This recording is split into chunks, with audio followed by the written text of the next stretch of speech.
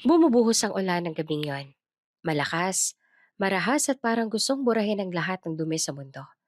Pero sa ilalim ng tulay sa isang syudad sa Maynila, may isang basurera pa rin nanginginig sa lamig. Si Sayla. Nakayakap sa sarili at basang-basa at hinihingal. Halos hindi na makita ang daan sa pagitan ng luha at ulan. Mainit ka, bulong ng isang tinig mula sa dilim.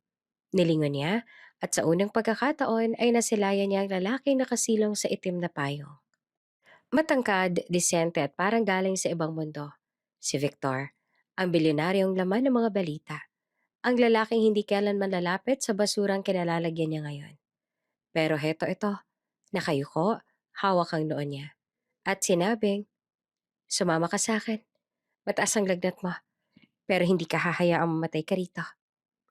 Marahan siyang binuhat ng lalaki. Parang wala itong pakialam sa putik na dumidikit sa mamahaling Amerikana niya.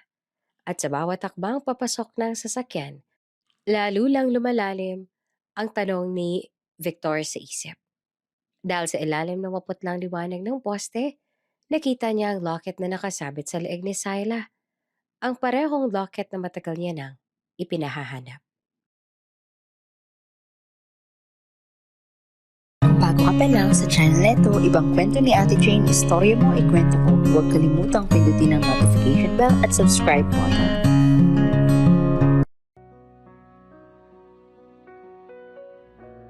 Tahimik ang grand ballroom ng Peninsula Hotel kahit puno ito ng mga taong nakasuot ng mamahaling Amerikana at gown.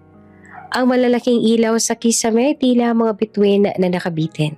Sumasalamin sa bawat basong kristal na tinataas sa ere ng mga panauhin. Sa gitna ng mga ngiti, halakhak at pakitang tao, nakatayo si Victor Alcantara, ang pinakabatang bilyonaryo sa bansa. Isang lalaking sinasamba sa mundo ng negosyo pero iniiwasan pagdating sa usaping puso. Nakangiti siya, oo, pero hindi totoo. Ang mga ngiti niya ay bahagi ng maskarang matagal niya nang sinusuot. Matika siya, matangkad, maamaw mukha, ngunit may malamig na tingin sa mga mata. Parang lagi may iniisip na hindi kayang ayusin ng kahit gaano kalaking kayamanan. Mr. Alcantara, this way please. The governor wants a photo with you. Sabi ng isang assistant habang inaayos ang laylayan ng kanyang coat. Tumango na lamang siya, walang imik, habang pinipilit na ngumiti para sa kamera. Napatingin siya sa labas ng bintana kung saan tanaw ang mga ilaw ng syudad. Sa dami ng tagumpay na nakamit niya, sa dami ng papuring tinatanggap. Bakit ganoon? Bakit pakiramdam niya ay may kulang? Nang matapos ang photo op, mabilis siyang tumakas papunta sa labas para makalanghap ng hangin. Doon sa gilid ng ballroom may ilang vendor na pinayagan ng organizer para magbenta ng mga handmade souvenirs sa fundraising. Isa sa mga batang nagbebenta nakakuha ng kanyang pansin. Payat, madungis, ang mga daliri. Pero maliwanag ang ngiti habang hawak ang mga kwentas sa gawa sa tansan at lumang alahas. Kuya, bili na po, sabi ng bata. 50 pesos lang po para po may makain po kami mga bata. Ngumiti naman si Victor at bahagyang yumuko. Sige, bigyan mo ako ng isa. Habang pinipili niya, may isang bagay na tumusok sa kanyang paningin. Isang maliit na locket na may hugay sa puso. Luma na, may gasgas sa gilid pero pamilyar. Kinuha niya iyon. Binuksan at napalunok. Wala na ang larawan sa loob. Ngunit kilalang kilala niya ang disenyo. Ganon na ganon ang ibinigay niya sa unang babaeng minahal niya noong 12 taong gulang pa lamang siya. Kanino mo ito nakuha? Tanong niya sa bata na halos pabulong. Binigay lang po sa amin yan. Hindi po namin alam kung kanino galing pero malinis po yan. Tila may kumalabit naman sa dibdib ni Victor. Hindi niya maipaliwanag kung bakit pero bigla siyang napatingin sa locket ng matagal. Parang bang binubuksan din ito ang pinto ng isang alaala na matagal niya nang tinakpan. Habang pinipisil niya ang malamig na metal, bumalik sa kanya ang mga larawan ng nakaraan. Ang araw, ang amoy ng lupa, at ang tawa ng isang batang babae sa probinsya ng Santa Elena. Halos 20 taon na ang nakalipas. Mainit noon. Ang hangin sa probinsya ay amoy damo at bagong dilig na lupa. Si Victor na noon ay nakatira pansamantala sa bahay bakasyonan ng kanilang pamilya ay madalas maglaro sa hardin kasama ang anak ng hardinero, si Syla. Maputi si Victor, laging may suot na malinis na polo. Samantalang si Syla naman ay madungis pero maganda ang ngiti. Laging may bahid ng lupa sa pisngi. "Victor, bilisan mo! Talo ka na naman!" Sigaw ni Syla habang tumatakbo papunta sa puno ng mangga. "Hindi ako talo! Dayaan yan!" Tugon ni Victor na hinihingal na ngunit nakangiti. "Hala, huwag kang magreklamo. Ako kayang una nakakuha ng bunga." Sabay taas naman ni Syla ng manggang hilaw sabay tawa. Nakatitig lamang si Victor sa kanya. Parang noon pa man ay nabihag na siya ng ngiting iyon. Bata pa sila pero kung anong lambing na bumabalot sa bawat tawanan nila. "Syla?" Sabi niya isang hapon habang nakaupo sila sa tabi ng ilog. "Kapag bumalik ako dito sa susunod na taon, magdadala ako ng regalo. Promise ko yan. Pero ngayon, eto na muna." "Ano naman yon?" Tanong ng bata na sabik ang mga mata. Isinuksok ni Victor sa palad niya ang isang maliit na locket na kulay pilak. "Eto, para sa'yo. Para pag na-miss mo ko, hawakan mo lang to. At pag bumalik ako, bubuksan natin ang sabay." Nakangiting tinanggap ni Syla iyon. Pinagdikit ang dalawang kamay at tinatago sa dibdib. "Promise ka ha? Babalik ka talaga?" "Oo naman. Hindi naman ako marunong mangako na hindi tinutupad." Sabi ni Victor habang tinitingnan ang mga mata niya. "Next summer, dito ulit tayo maglalaro." Kinabukasan, bago siya umalis pabalik ng Maynila, tumakbo si Syla papunta sa gate para makapagpaalam. Humihingal. May hawak na maliit na bulaklak. "Victor, para sa'yo. Kapalit ng locket." Ngumiti siya. Kinuha iyon at inilagay sa bulsa. "Ingat ka ha, Syla. Sa susunod na taon babalik ako. Tayo ulit ha." Tumango si Syla. Pinahid ang pawis sa noo. Hindi na inakalang iyon na palang huling beses na makikita niya si Victor. Pagbalik sa Maynila, nagbago ang lahat. Hindi pa man nagtatagal, nag-away ng mga magulang ni Victor. Sigawan gabi-gabi, basag ng mga plato at pag-iyak ng kanyang ina. Hanggang sa isang araw, nakita na lang niyang ina niyang nag-e-empake. Umiiyak pero matatag. "Victor, sumama ka na sa akin. Iiwan na natin ang lugar na to." Sabi ng kanyang ina habang nag-aayos ng mga damit.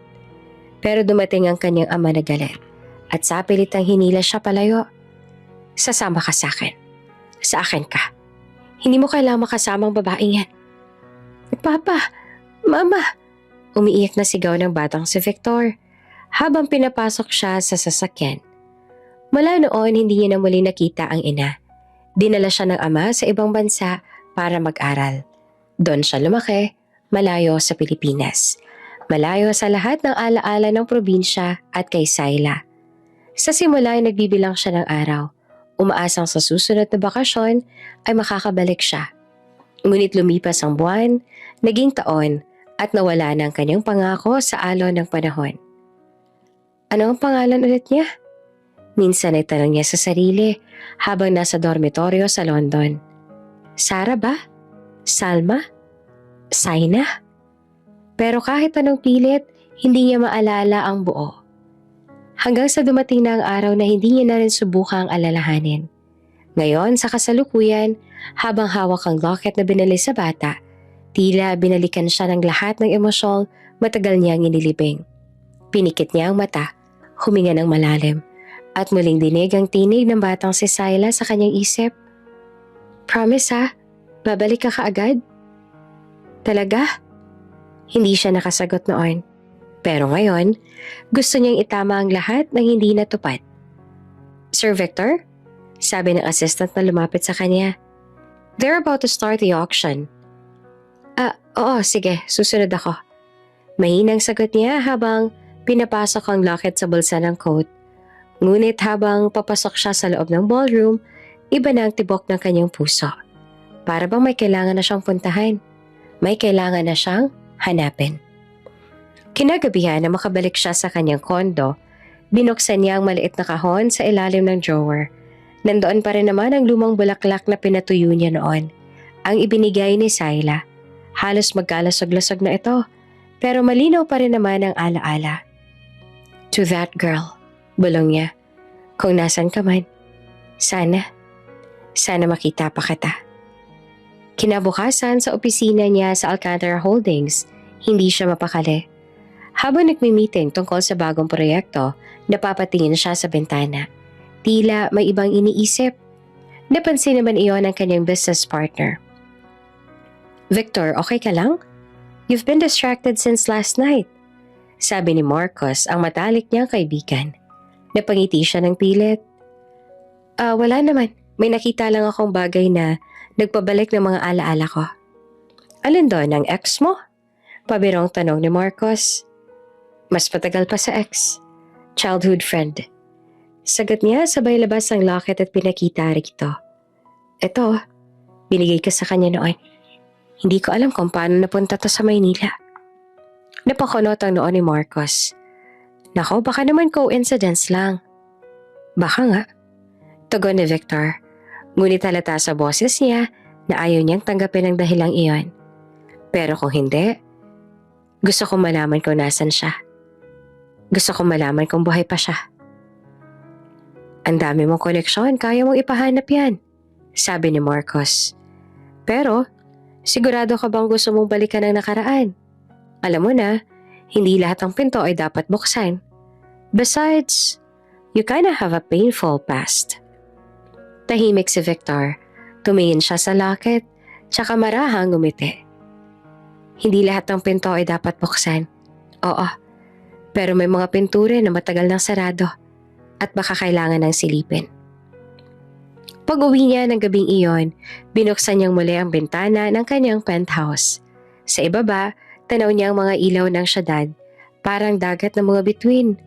Naalala niya bigla ang mga ilaw ng alitaptap sa probinsya at ang tawa ni Sayla na mas maliwanag pa sa mga iyon.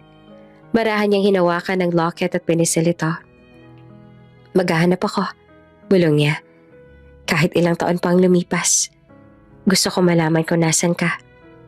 Sa unang pagkakataon, matapos ang mahabang panahon, may kakaibang init sa dibdib ni Victor Alcantara.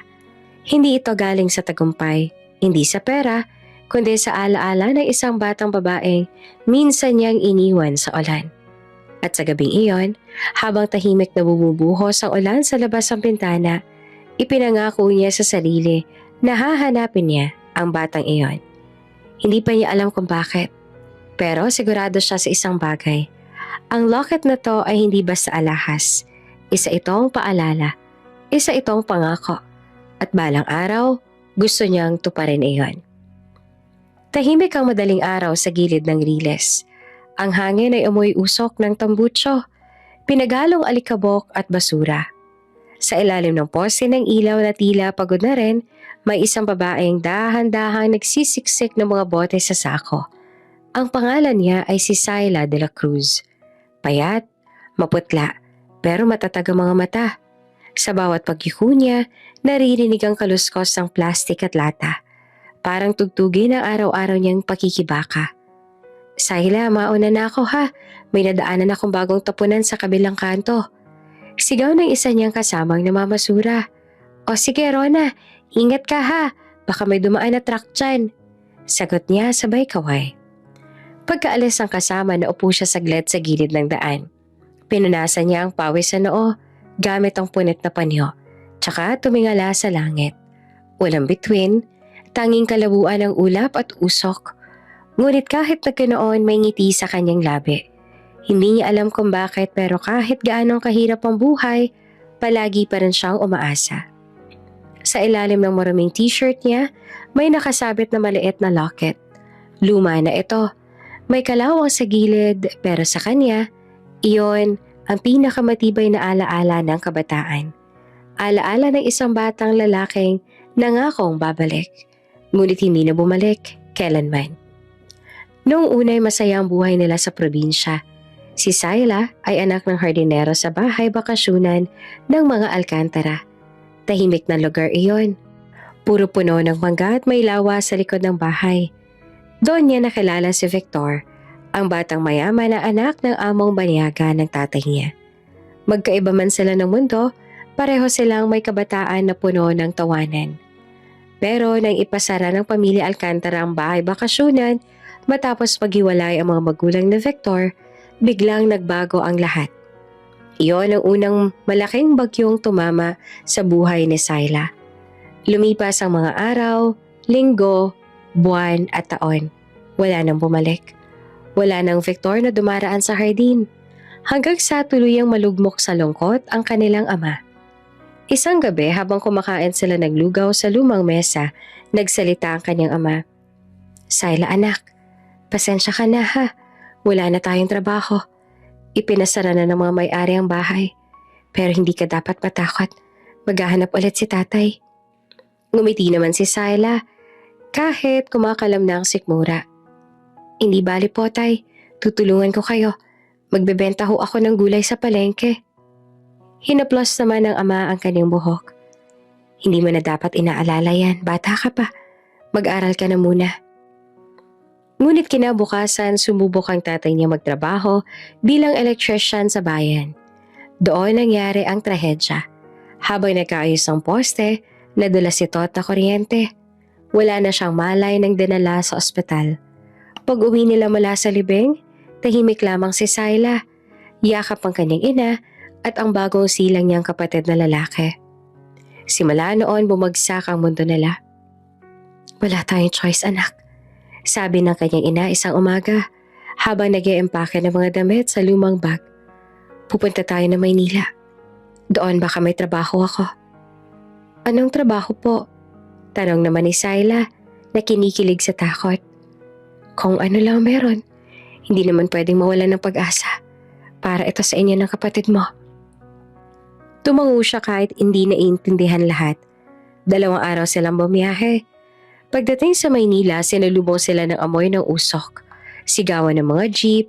Tumira sila sa isang barong-barong sa tabi ng estero kung saan madalas umapaw ang tubig kapag na umuulan. Lumipas ang ilang taon, nagbago rin ang kanyang ina. Hindi sa kagustuhan kundi sa pangangailangan upang mapakain sila. Pumasok ito bilang tagalinis sa isang club.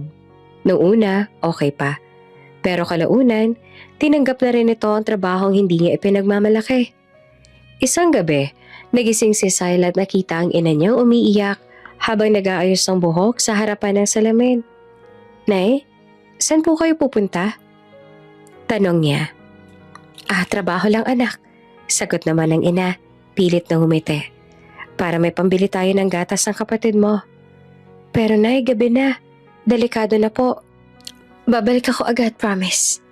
Yumuko naman si Syla. Humigpit ang kapit sa laket sa kanyang dibdib. Sige po, nay. Ingat po kayo. Simula noon, gabi-gabi na lang siyang gising. Naghihintay sa ina. Ngunit isang umaga, hindi na ito umuwi. 2 linggong lumipas bago natagpuan ang katawan ng kanyang ina sa ospital. Sabi ng mga tao nagkasakit daw. Sabi naman ng iba, inatake daw. Wala nang nakakaalam ng totoo. Basta ang naiwan na lang ay si Syla at ang walang muwang niyang kapatid. Sa libing ng ina halos wala silang makapiling. Ang mga kapitbahay nakatingin lang mula sa malayo. Nagbubulungan. Ayan yung anak ng Pokpok. Naku, baka kung sino ang tatay ng batang yan. Kawawa, pero baka mahawa pa tayo. Naririnig ni Syla ang lahat, pero wala siyang sinasagot. Sa halip, kinuha niya sa dibdib ang locket at pinisil iyon. Hindi ako susuko. Bulong niya sa sarili. Kailangan ko mabuhay para kay Lino. Si Lino, ang kapatid niyang noon ay sanggol pa lamang, ang naging dahilan ng bawat paghinga niya. Pagkalipas ng ilang taon, nagdalaga na siya. Pero ang kahirapan ay hindi nawala. Nagtinda siya ng sampagita, naglabas sa mga bahay-bahay, naging kargador paminsan. Pero kahit anong sipag, hindi talaga sapat. Isang araw may lumapit na mag-asawang matanda sa kanila. Aminin na natin, iha, sabi ng babae. Mahirap ang buhay mo. Hindi mo kayang itaguyod yung kapatid mo. Hayaan mo na kaming alagaan si Lino. Mapaaaral namin siya. Bibigyan namin siya ng magandang kinabukasan. Nanlumo si Syla. Pero ako po ang ate niya. Alam namin. Pero gusto mo ba siyang magutom dito? Gusto mo bang lumaki siya sa kalsada? Kami may bahay. May pagkain. Isa lang inihiling namin. Huwag ka nang babalik para hindi malito ang bata. Umiyak si Syla buong magdamag. Kinabukasan, habang tulog si Lino, hinaplos niya ang mukha nito at bumulong. Patawarin mo ako ha. Balang araw, babawi ako. Balang araw makakasama ulit kita. Inihatid niya mismo ang bata sa mag-asawang iyon habang papalayo ang tricycle. Naiwan siya sa gilid ng kalsada, hawak-hawak ang locket sa dibdib. Parang iyon na lang ang tanging koneksyon niya sa nakaraang may liwanag.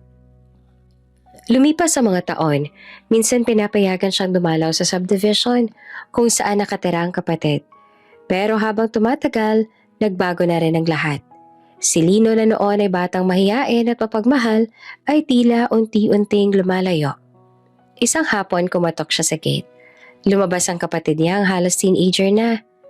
Ate Syla? Ngumiti siya. Oh, Lino, kamusta ka na? Nilalang kita ng tinapay. Ngunit halatang nahihiya ito, lalo na nang lumabas ang kaibigan. Lino, sino siya? Tanong ng babae. Kapitbahay lang namin dati. Mabilis sa sagot naman ni Lino. Ramdam ni Syla ang pagkirot sa puso. Hindi bale, sabi niya na pilit ngumiti. Masaya ako makita ka na maayos. Ngunit bago pa siya makaalis, nadinig niya ang bulungan ng mga tao sa labas. Ayan yung basurera. Nakakahiya, kausapin pa ng batang yan. Dali-dali na siyang lumayo, pinipigilan ng luha. Pagdating sa tambakan, hinugot niya ang locket at tinalikan nito. Hindi bale, basta mabuti ang buhay mo, Lino. Gagawa ko ng paraan para mabawi kita balang araw. Mula noon, iyon na ang naging buhay niya. Gabi-gabi sa tambakan, araw-araw sa init, bitbit ang sako, kumakain ng tirang pagkain mula sa mga lata. Ngunit sa kabila ng lahat, hindi siya nawala ng paniniwala sa kabutihan. Kapag may batang lumapit na nagugutom, ibinibigay niya pa ang natitira niyang tinapay. Kapag may matandang naglalakad sa dilim, tinutulungan niyang itulak ang kariton. Isang gabi, habang nag-aayos siya ng mga plastik ay nilagnat siya. Syla, huwag ka muna magakot mainit ka pa, sabi ni Rona. Hindi pwede, kailangan ko pang mag-ipon. Malapit ng enrollment ni Lino. Gusto kong kahit papaano makapagbigay ako. Pero basang-basa ka pa sa ulan Baka tuluyan ka ng dupuan ng sakit niyan. Ngumiti si Syla. Mas mabuti na yun kesa wala akong ginagawa. Nagpatuloy siya sa paghahanap ng mapapakinabangan. Ngunit habang naglilibot sa gilid ng tambakan, napansin niyang wala na sa kanyang leeg ang locket. Bigla ay parang huminto ang mundo. Ay Diyos ko! Napasigaw siya. Nasaan yung kwintas ko? Naghanap siya sa putikan. Gumapang, naghukay pero wala. Lahat ng bote at papel, binuklat niya. Hanggang sa maupo siya sa lupa, nanginginig, halos mawala ng ulirat. Bakit pati ito? Bulong niya na umiiyak. Bakit pati ito kinuha pa sa akin? Sa gabing iyon, umulan ng malakas. Basang-basa siya habang nakaluhod sa tambakan. Hawak ang dibdib na parang hinuhugot ang puso. Ang locket na iyon ang tanging natitirang alaala ng panahong may nagmamahal sa kanya. Kahit sandali lang. Ngayon, nawala na rin. Para bang pinagsakloban na siya ng langit at lupa. Kinabukasan, mataas pa rin ang lagnat niya. Pilit siyang tumayo, pero nanghina. Nilapitan siya ni Rona at inalalayan. Syla, tama na. Pahinga ka muna. Dadaling kita sa health center. Wala akong pera. Mahina niyang sagot. Kaya ko na to. Hindi mo na kaya. Tingnan mo nga nanginginig ka na. Ngumiti siya na mapait. Basta, habang buhay ako, may pag-asa pa. Saka kailangan ko makabangon para kay Lino. Para kay nanay at tatay. Lumakad siya kahit nanginginig. Dala ang lumang sako sa balikat. Ang mga paa niya ay nanginginig sa lamig at gutom. Sa bawat hakbang, nararamdaman niyang lumalabo ang paningin niya. Ang paligid ay parang kumiikot. Syla! Sigaw ni Rona habang tinatakbo siya. Ngunit bago pa siya maabutan, bumagsak si Syla sa lupa. Wala nang malay. At habang pumapatak ang ulan sa kanyang mukha, dahan-dahan siya napangiti. Parang nakikita niyang muli ang batang si Victor na nakatayo sa ilalim ng araw. Hawak ang manggang hilaw at sinasabing, "Next summer, babalik ako." Malakas ang ulan ng gabing iyon. Ang kalangitan ay kulay abo. Punong-puno ng kidlat at kulog na tila galit na galit. Ang mga daan sa Maynila ay halos hindi na madaanan sa dami ng tubig at putik. Sa ilalim ng tulay may isang babaeng nakahandusay. Basang-basa at nanginginig sa ginaw. Si Syla, ang basurerang may mabuting puso. Wala nang malay. Sa kabilang dako naman ng syudad, sa loob ng itim na SUV nakaupo si Victor. Abala sa pakikinig ng ulat mula sa kanyang assistant. "Sir, successful po ang deal. The investors are willing to push through with the expansion," sabi ni Ramon, ang kanyang matagal ng kanang kamay. Tumango naman si Victor habang nakatanaw sa labas ng bintana. "Good, but we need to make sure the community relocation plan is handled properly. Ayoko may masaktan." "Noted, sir. By the way, dumidilim na po. Gusto niyo po bang dumiretso sa hotel?" Umiling si Victor. "No, please drive me around a bit. I need to clear my head." Matapos ang mahabang meeting sa isang construction site, gusto niyang huminga ng sariwang hangin. Kahit na alam niyang imposible iyon sa gitna ng trapiko at ulan ng Maynila. Habang umaandar ang sasakyan sa mabagal na ritmo, may kung anong lungkot sa kanyang mga mata. Sa labas, pinagmamasdan niya ang mga taong nagtatakbuhan sa ulan. May bata, may matanda, may mga nagtatago sa ilalim ng karton. Hindi niya alam kung bakit, pero bawat mukha ay parang paalala ng mga panahong simple pa ang lahat. Napatingin siya sa relo. Mag-aalas 7 na ng gabi. Ang ulan ay bumubuhos pa rin. Pagdaan nila sa ilalim ng isang tulay, bigla siyang napatigil. "Wait, stop the car," utos niya. "Sir?" Tanong ni Ramon na naguguluhan. "May tao doon, sa gilid. Tingnan mo nga, parang babae." Agad na huminto ang sasakyan.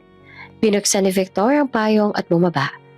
Tumakbo siya papunta sa babaeng nakahandusay.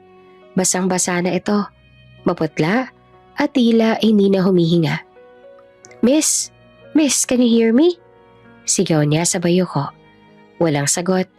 Agad niyang hinawakan ang pulso nito. Mahina. Napansin niyang nanginginig ang babae at may lagnat. Dahan-dahan niya itong binuhat. Halos hindi alintana ang bigat at ang putik na dumikit sa kanyang mamahaling coat. "Sir, baka delikado po yan. Mukha ho may sakit," sabi ni Ramon. "I don't care, she's dying," sagot naman ni Victor. "Open the door, quick." Maingat siyang isinakay si Syla sa loob ng sasakyan. Basang-basa ang buhok nito, nakadikit sa pisngi. Maputla ang labi at ang kamay ay malamig. "Drive to St. Dominic Hospital," utos niya. "Hurry." Habang binabaybay nila ang daan, hindi maalis ni Victor ang tingin sa babae. May kung anong kakaibang pakiramdam sa dibdib niya. Hindi lang awa, kundi isang hindi maipaliwanag na koneksyon. Pagdating sa ospital, agad siyang sinalubong ng mga nurse. "Doc, emergency! Female patient unconscious," sigaw ni Victor. Dali-dali kinuha ng mga staff si Syla at inalagay sa stretcher. Tiningnan ng doktor ang katawan nito. High fever. Signs of dehydration. Possible dengue case, kailangan natin siyang i-confine kaagad, sabi ng doktor. "Ako nang bahala sa lahat ng gastos," sagot pa ni Victor. "Gawin niyo ang lahat para mailigtas siya." "Understood, sir. Pero kailangan namin ng impormasyon kaano-ano niyo po ba siya?" Natigilan siya. "Wala akong ideya kung sino siya. Nakita ko lang siya nakahandusay sa kalsada." Nagkatinginan ng mga nurse. Isa sa kanila ang ngumiti. "Mukhang mabait po kayo, sir. Hindi lahat ng may pera ay kayang tumulong ng ganito." Ngumiti naman si Victor bagaman pagod. "Hindi ko naman kailangan na kilala siya para tumulong. Tao siya." Pagkatapos ay naupo siya sa waiting area. Habang ang ulan sa labas ay patuloy na bumubuhos, Tahimik ang paligid. Tanging tunog ng orasan at yapak ng mga nurse ang maririnig. Sa loob niya may tanong na paulit-ulit na umaalingaw-ngaw. Sino kaya siya? Bakit parang pamilyar mukha niya? Kahit hindi ko naman siya nakilala. Kinabukasan, bumisita siya ulit. May mga IV tube na nakasaksak kay Sayla at ang katawan nito ay mahina pa rin. Sir Victor? Bati ng doktor. Good news, stable na po siya. Pero kailangan pa rin magstay ng ilang araw. Confirmed dengue, moderate case. Salamat, Doc. May kamag-anak na ho ba siyang dumalaw? Tanong ni Victor. Wala pa po eh. Ayon sa mga pulis na nakausap namin, parang wala daw siyang tarahan. Scavenger daw. Napatingin si Victor kay Sayla. Tahimik lang ito nakahiga. Then I'll cover her expenses until she recovers. Mahinahon niyang sabi. Ilang araw lang lumipas bago nagkamalay si Sayla. Dahan-dahan niyang minulat ang mga mata. Ang unang nakita niya ay ang puting kisame at amoy ng gamot. Nasaan ako? Mahina niyang bulong. Agad na lumapit ang nurse. Miss De La Cruz, mabutit gising ka na. Nasa St. Dominic Hospital ka. May nagdala sa'yo dito. Kung hindi, baka kung napano ka na. Ha? Sino naman ang nagdala sa akin? Tanong ni Sayla na halatang naguguluhan. Yung mabait na lalaki na nakaupo sa labas, si Sir Victor Alcantara. Biglang kumabog ang dibdib ni Sayla. Victor? Alcantara? Pero mabilis din niyang itinaboy ang pag-asa. Marami namang tao ang may ganoong pangalan. Marahil naman hindi siya yon. Makalipas ang ilang minuto, pumasok si Victor. Naka-long sleeves na puti. May bitbit na prutas at mainit na sabaw. Gising ka na pala, sabi niya na may ngiting magaan. Buti naman. Napatingin si Sayla, halatang nahihiya. Salamat po. Pasensya na sir sa abala. Walang abala. Mabuti na lang at nadaanan kita. Kung hindi, baka natigilan siya. Baka hindi na kita naabutan. Hindi ko po alam kung paano kayo pasasalamatan. Mahinang sagot ni Sayla. Hindi ko kayo kilala pero tinulungan niyo ako. Ngumiti si Victor. Hindi mo kailangang magpasalamat. Ang importante, ligtas ka. Tahimik silang dalawa sandali. Si Victor nakaupo sa gilid ng kama. Si Sayla naman ay nakayuko na parang nahihiya sa sarili. Ramdam niya ang lamig ng hangin. Ngunit higit pa roon ang init ng hiya. Ang suot niyang damit na pang ospital ay manipis at alam niyang mukha siyang kawawa. Teka, sabi ni Victor, may pupuntahan ka ba pagkatapos mong gumaling? Umiling naman si Sayla. Wala po. Nakatira lang po ako dati sa tabi ng Riles. Pero nasunog na po yung barong-barong namin. Ngayon wala na po talaga ako mauuwian. Natahimik si Victor. Kita niya sa mga mata ni Sayla ang pagod at lungkot. Ngunit may kakaibang katatagan sa boses nito. Hindi ito humihingi ng awa. Bagkus, tanggap lang ang lahat. Gusto mong tumuloy muna sa bahay ko? Bigla niyang sabi. Nagulat naman si Sayla. Ha? Naku sir, hindi na po. Hindi ko po pwedeng abalahin pa kayo. Tsaka, hindi po ako sanay sa mga ganong klase ng lugar. Wala kang dapat ikahiya. Malaki ang bahay ko. Maraming bakanteng kwarto. Hanggang sa makarecover ka lang. Hindi ko rin gustong bumalik ka agad sa lansangan habang mahina ka pa. Pero, walang pero-pero. Putol pa ni Victor at marahan ng tinig. Consider it a favor to me. Gusto ko lang siguraduhin na tuluyan kang gagaling. Nag-isip si Sayla. Sa isang banda gusto niyang tumanggi. Pero totoo, wala na siyang matutuluyan. Kung ganun po, salamat. Mahinang sagot niya.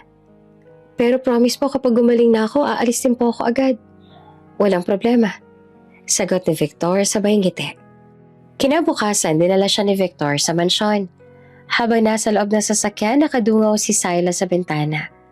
Ang mga kalsadang dinaraanan nila ay puno ng mga gusali, ilaw at mga mamahaling sasakyan. Hindi siya makapaniwala na makakarating siya sa ganitong lugar. Pagpasok sa gate, nanlaki ang mga mata niya. Malawak ang hardin. May fountain sa gitna at ang bahay ay kulay puti. tila palasyo. Diyos ko, bulong niya. Parang panaginip. Ngumiti naman si Victor. Welcome to my home. Pagpasok nila sa loob, sinalubong sila ng kasambahay. Sir Victor, good morning po. Sino po siya? Guest ko, si Miss Syla de la Cruz. Pakihanda siya ng kwarto sa East Wing. Noted po, sir. Habang umaakyat sila sa hagdan, hindi mapigilan ni Syla ang hiya. Sir, sobra-sobra na po ito. Hindi ko po alam kung paano ko mababayaran. Hindi mo kailangang magbayad. Magpahinga ka lang. Habang inihahatid siya ni Victor sa silid, bigla itong napahinto. Sa gilid ng leeg ni Syla, lumitaw ang isang birthmark. Hugis maliit na bituin. Napalunok siya. Parang biglang may humila sa kanyang alaala. Sandali siyang tumitig, halatang naguguluhan. San ko nga ba nakita yun? Pero hindi niya masabi. Hindi pa siya sigurado kaya't nang lumingon si Syla, mabilis niyang inalis ang tingin at ngumiti na lamang. Salamat po, Sir Victor. Tugon ni Syla. Hindi ko po makakalimutan to. Ngumiti siya. Wala yun. Ngunit habang papalayo si Victor, hindi niya maiwasang muling lingunin si Syla. Sa loob niya, may kakaibang damdamin na unti-unting bumabalik. At habang sinasara niya ang pinto, tumitig siya sa kanyang kamay. Parang gusto niyang alalahanin kung saan niya nga ba nakita ang hugis bituin na marka. Sa gabing iyon, habang tahimik ang buong mansyon, nakatulog si Syla ng payapa sa unang pagkakataon matapos ang mahabang panahon. Si Victor naman nakatayo sa balkonahe, nakatingin sa ulan na muling bumubuhos sa labas. Sa isip niya, paulit-ulit ang naririnig ang parehong tanong. Paano ko siyang ang babaeng iniwan ko noon sa probinsya? Paano ko siyang babaeng matagal ko nang hinahanap? Ngunit bago pa niya masagot, pumikit siya at huminga ng malalim. Ang hangin ng gabi ay malamig at ang tunog ng ulan ay parang tugtog ng tadhana na muling naglalapit sa dalawang pusong matagal nang pinaglayo ng panahon. Tahimik ang umaga sa mansyon ng mga Alcantara. Ang sinag ng araw ay pumapasok sa malalaking bintana. Tumatama sa mga mamahaling kortina at marmol na sahig. Sa labas, maririnig ang huni ng mga ibon sa hardin at ang banayad na lagaslas ng fountain. Sa gitna ng karangyaan, nagising si Victor ng mas maaga kaysa karaniwan. Hindi niya alam kung bakit, pero mula kagabi ay hindi mapakali ang isip niya. Bumangon siya, nagsuot ng robe at lumabas ng kwarto. Habang naglalakad sa hallway, napansin niya ang tahimik na paligid. Karamihan sa mga kasambahay ay hindi pagising. Sa dulo ng pasilyo, naroon ang kwartong inihanda niya para kay Syla. Maingat niyang binuksan ang pinto. Nakahiga pa ito, payapang natutulog. Ang mukha ay maaliwalas, parang walang iniisip na problema. Nakaayos ang buhok nito sa gilid ng unan. At sa unang pagkakataon, nakita niya kung gaano itong kaganda sa gitna ng kasimplehan. Lumapit siya ng marahan. Nagtagal ang tingin. Parang gusto niyang hawakan ng kamay nito, pero pinigilan niya ang sarili. Napansin niya ang maliit na bag sa tabi ng kama. Medyo nakabukas iyon at may isang punit na litrato na nakasilip mula sa loob. Hindi niya alam kung bakit, pero kinuha niya iyon. Lumang litrato, medyo kupas na. May bakas ng tubig.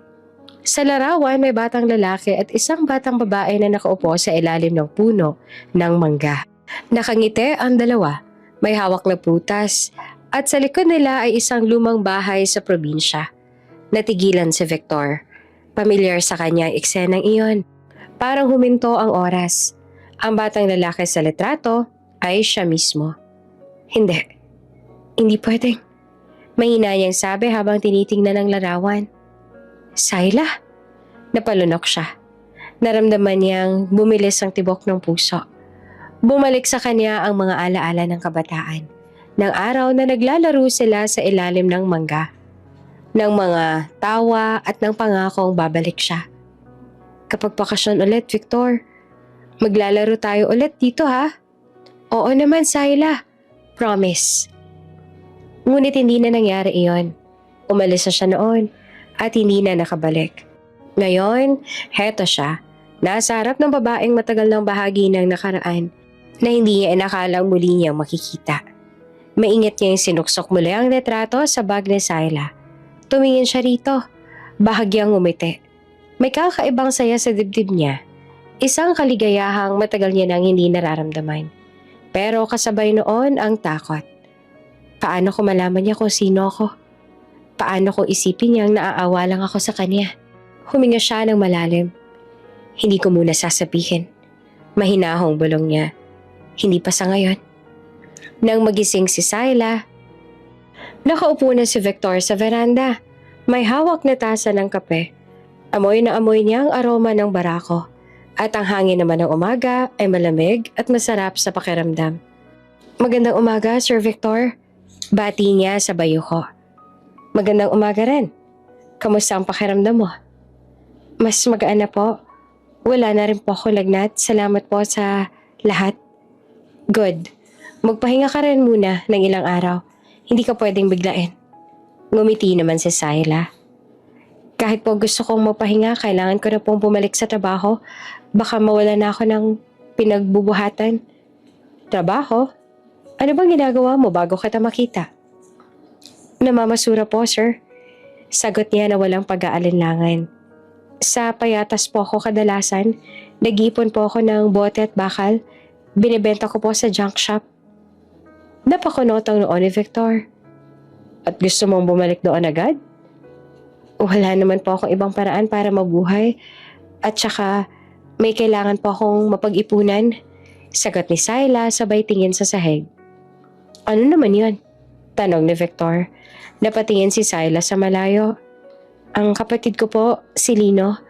Inampon siya ng isang pamilya nung maliit pa siya. Hindi nila ako sinama kasi mahirap daw alagaan ng 2 bata pero gusto ko po siyang mabawi balang araw. Gusto ko po sanang ipunin yung sapat na pera para makuha ko ulit siya. Para hindi niya ako ikahiya. Natahimik si Victor. Ang bawat salitang lumalabas sa bibig ni Syla ay tila tinataga ang puso niya. Gusto niya sabihin kaya niya namang tulungan ito, na hindi nito kailangang maghirap. Pero pinigilan niya ang sarili. Kung ganon, marahan niyang sabi, bakit hindi ka muna dito magtrabaho? Maaari kitang kunin bilang katulong. May sweldo, may tirahan, at makakatulong ka pa sa bahay. Nagulat naman si Syla. Ha? Sir, hindi po ako marunong sa mga ganyang trabaho. Hindi rin po ako marunong makitungo sa mayayaman. Baka po mapahiya lang ako. Ngumiti si Victor. Wala kang dapat ikahiya. Ang gusto ko lang magpahinga ka rito. At kung kaya mo tumulong sa mga gawaing bahay. Hindi ito utang na loob. Trabaho ito na may kabayaran. Tahimik naman si Syla at nag-aalinlangan. Sir, baka po isipin ng mga tao. Alam niyo na po na sinwerte ako. Baka pagchismisan pa ako. Bakit ka naman mahihiya sa pagtatrabaho ng marangal? Tanong ni Victor. Hindi mo kailangang ipaliwanag sa kahit sino. Basta alam mong ginagawa mo to para kay Lino. Napatingin si Syla kay Victor. May lambing sa tono nito. Walang bahid ng pang-aapi. Sa mga mata nito, nakita niya ang sinseridad. At sa loob niya, unti-unti siyang napapayag. Kung ganun po, mahinang sabi niya. Sige po, tatanggapin ko po para kay Lino. Ngumiti naman si Victor. Good. Welcome to my household, Miss De La Cruz. Mula noon, nagsimula na si Syla bilang bagong kasambahay sa mansyon. Hindi siya sanay sa ganong kapaligiran. Noong una, nahihiya pa siyang gumamit ng mga gamit sa kusina. Lagi siyang nakayuko, tahimik at maingat. Syla, maaari mo gamitin yung washing machine. Sabi ni Ate Rosa, isa sa mga senior staff, hindi mo kailangang magmano-mano ng laba. Ngumiti naman si Syla. Salamat po pero mas gusto ko pong labahan gamit ang kamay. Mas kampante po ako. Tumawa si Ate Rosa. Nako, ikaw talaga. Ibang-iba ka sa mga nakatrabaho ko. Wala kang reklamo, kahit mabigat ang gawain. Basta may ginagawa po ako, masaya na ako. Sagot ni Syla, sabay tuloy sa paglalaba. Sa mga sumunod na araw, napansin ni Victor ang pagiging masipag at mabait ni Syla. Hindi ito nagrereklamo, lagi itong nakangiti at marunong makisama sa lahat. Kahit ang mga hardinero at driver ay napapahanga sa kababaang loob nito. Tuwing umaga, nakikita niya ito nagwawali sa hardin habang kumakanta ng mahihinang himig. Minsan, napapatigil si Victor sa veranda. Pinagmamasdan nito ng palihim. Sir, mukhang ibang ngiti niyo ngayon na. Biro pa ni Ramon isang araw. Baka may dahilan? Ngumisi naman si Victor. Wala, masarap lang siguro ang kape. Ha, ganun po ba? Sagot naman ni Ramon na nakangiti rin. Pero baka hindi lang po kape ang nagpapasaya. Hindi na lang sumagot si Victor. Ngunit sa loob niya, alam niyang totoo iyon. May kakaibang init na dumarating sa bahay simula nang dumating si Syla. Isang hapon dumating si Celine, ang kasintahan ni Victor. Maganda ito, maayos manamit, at halatang galing sa mayabang pamilya. Naka-high heels, naka-floral dress, at may dalang mamahaling bag. Love! Bati nito habang papasok sa mansyon. Surprise! Napangiti si Victor at sinalubong ito. Celine, hindi mo sinabi na pupunta ka, kumain ka na ba? Not yet, I missed you. Sagot na babae sabay yakap. Ngumiti naman si Victor. Ngunit baka sa mata niya ang pag-aalangan. Halika, doon tayo sa dining. Habang papunta sila sa hapag, napadaan si Syla, dala ang tray ng mga baso. Napahinto si Celine at tinitigan siya mula ulo hanggang paa.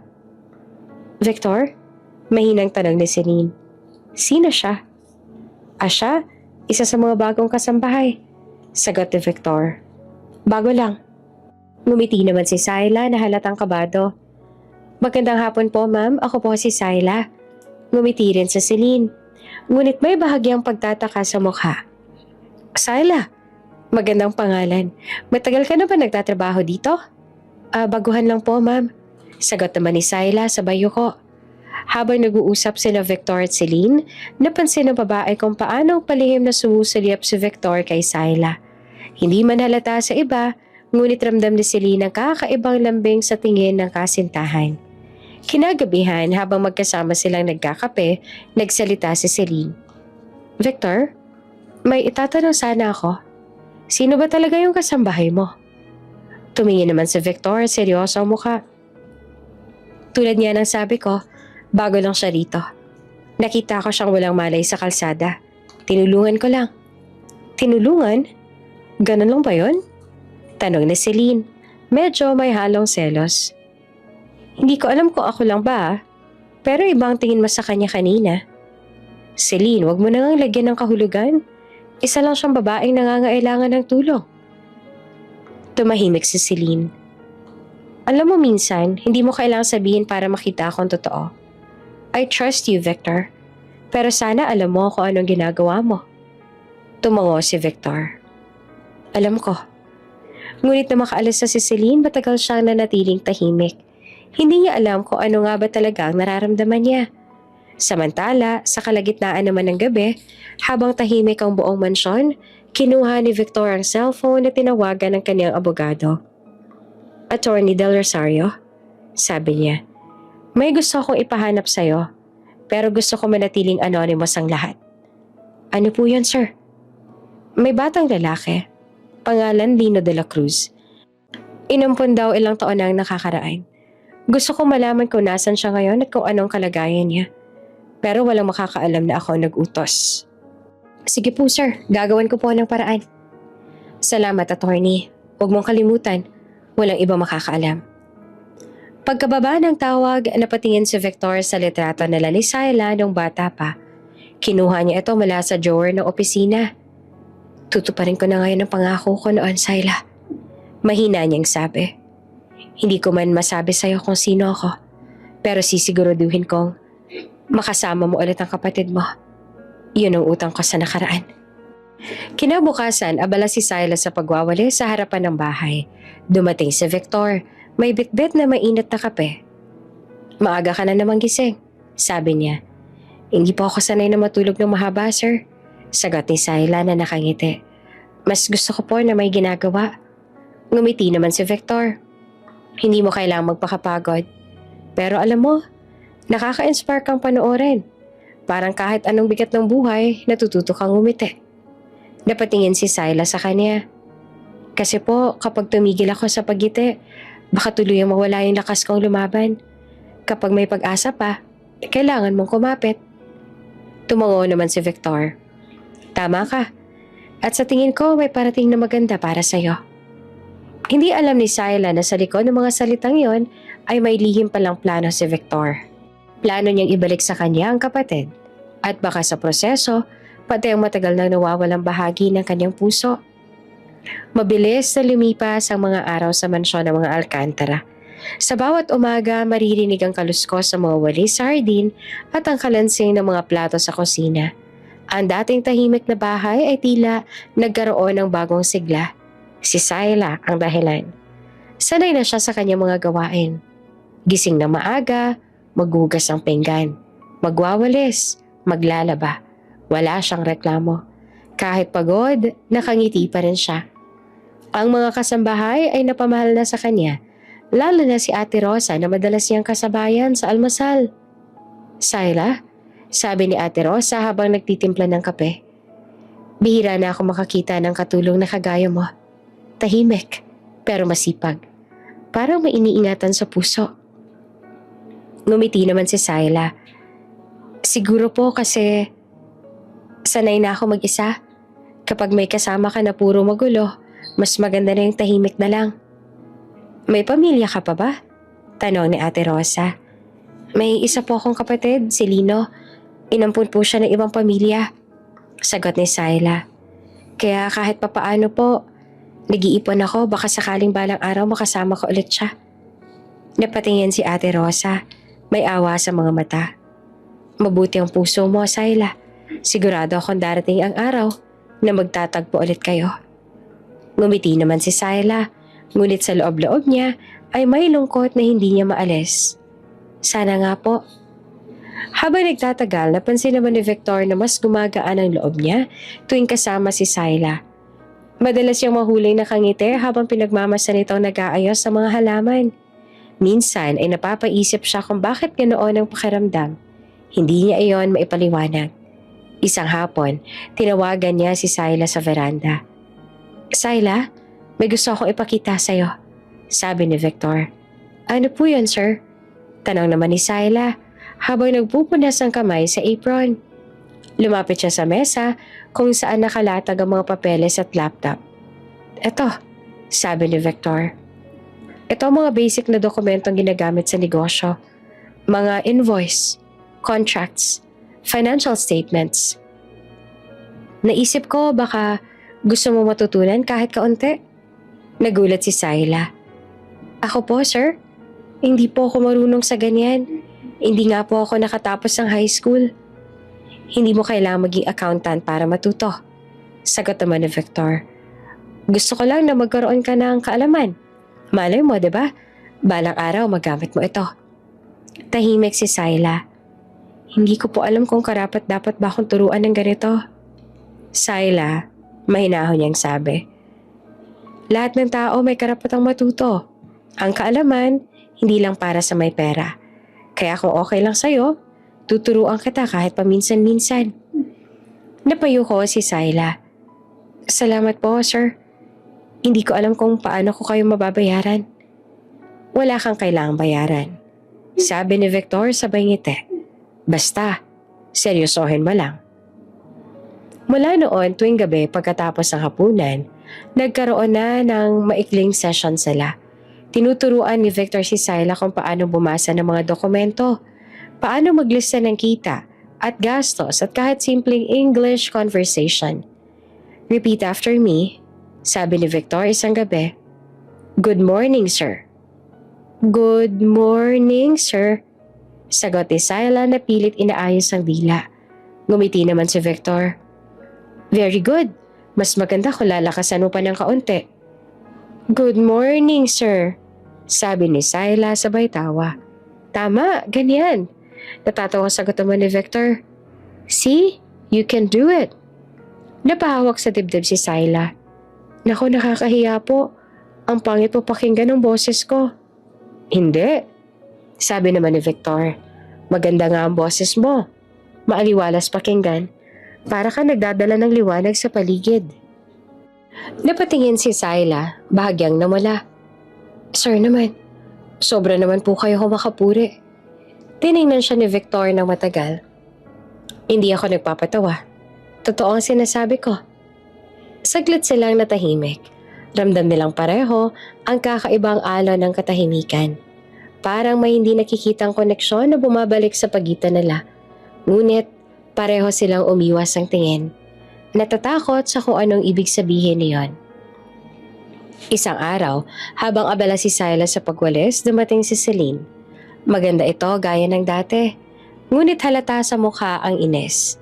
Hindi agad napansin ni Victor na nandoon siya. Nang makita niya, agad siyang lumapit. Celine, akala ko nasa Tagaytay ka pa. Sabi ni Victor. Hindi na ako tumuloy. Malamig na sagot ni Celine. May gusto sana akong pag-usapan. Napatingin si Victor sa mga tauhan. Sige, dun tayo sa study. Habang naglalakad sila papasok, napansin ni Celine si Syla. Nandoon ito sa gilid. Nag-aayos sa mga paso. Muli siyang tumingin kay Victor. Siya na naman? Mahinang tanong ni Celine. Palagi na lang siya nandyan, Victor. Parang anino mo na. Trabaho niya yan, Celine.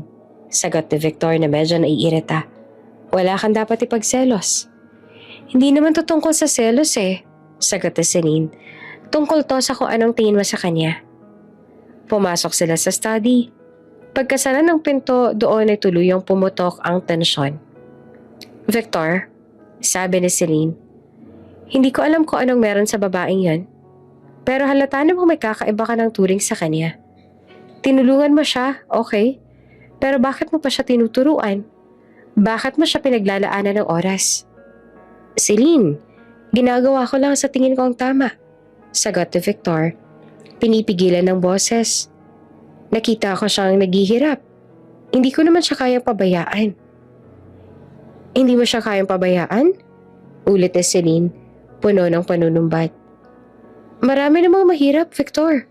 Bakit siya? Bakit hindi mo tinulungan ng mga bata sa foundation mo? Bakit siya pinili mong tulungan ng personal? Tahimik si Victor. Alam niyang may punto si Celine, pero hindi niya masabi ang dahilan. Hindi niya masabi na si Syla ang batang iniwan niya noon sa probinsya, ang taong hindi niya kailanman nakalimutan. Hindi mo naiintindihan, Celine. Mahina niyang sabi. May utang ako sa kanya. Utang? Napatawa na mapait si Celine. Utang o pag-ibig? Celine, huwag kang mag-isip ng masama, sabi ni Victor. Halos pakiusap. Kaibigan ko lang siya. Kaibigan? Tanong ni Celine. Kaibigan bang tinititigan mo ng ganon? Kaibigan bang tinatawagan mo gabi-gabi para lang malaman kung kumusta na siya? Nanlaki ang mga mata ni Victor. Sino naman ang nagsabi sa inyan? Hindi mo na kailangang itago. Sagot ni Celine. May mga mata rito, Victor. Lahat nakikita. At ako, hindi ako tanga. Lumapit siya kay Victor. Malungkot ang mga mata. Mahal kita.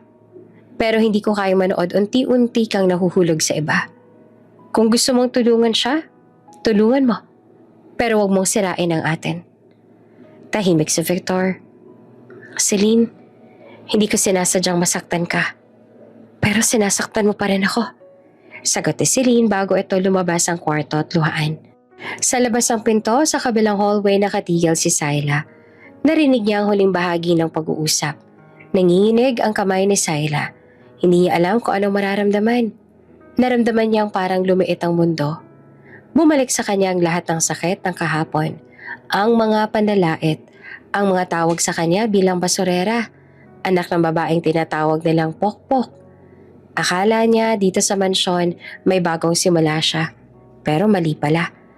Pilit niyang pinigil ang luha habang bumalik sa kwarto. Binuksan niya ang lumang kahon kung saan nakatago ang mga gamit niya. Nandoon ang maliliit na saklay, ang punit na litrato at ang kwentas na locket.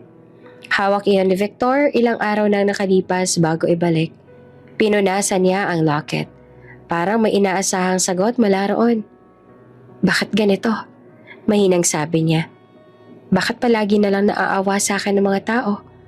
Wala na ba talagang tuturing sa akin ng pantay? Naupo siya sa sahig, tahimik na umiiyak. Sa labas ay dumidilim ang langit, umalo ng hangin, at parang sumabay sa kanya ang mga patak ng ulan sa bubong. Samantala si Victor nananatiling nakatulala sa loob ng study. Nais niyang habulin si Celine pero hindi niya magawa. Nais niyang kausapin si Syla, ipaliwanag ang lahat. Pero paano niya sisimulan? Paano niya sasabihin hindi awa ang dahilan, kundi isang matagal na pagmamahal na akala niya ay nawala na? Tinawag siya ni Ramon mula sa labas. "Sir, ayos lang po ba kayo? Narinig ko kasi medyo maingay kanina." "Oo, okay lang ako," sagot ni Victor. "Wala ito." Ngunit sa boses niya ay halata ang bigat ng loob. Lumapit siya sa bintana at tumingin sa ulan. Doon niya nakita si Syla sa hardin, nakatayo sa ilalim ng ulan. Walang payong, parang walang pakialam kahit nababasa. Agad siyang tumakbo palabas, walang suot na coat. "Syla!" tawag niya. "Anong ginagawa mo dyan?" Nagulat si Syla pero hindi gumalaw. Pasensya na po sir, hindi ko po namalayang umulan." Lumapit naman si Victor, hawak ang payong. "Magkakasakit ka na naman yan, halika." Ngunit umatras si Syla. "Wag na po, kaya ko po." "Syla, ano bang problema?" Umiling siya. "Wala po, gusto ko lang pong magpahinga." "Hindi mo kailangang magsinungaling," sabi ni Victor.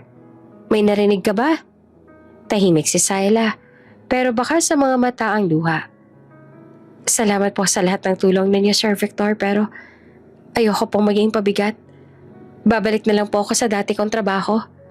"Ano bang sinasabi mo?" Gulat na tanong ni Victor. "Hindi mo naman kailangang umalis."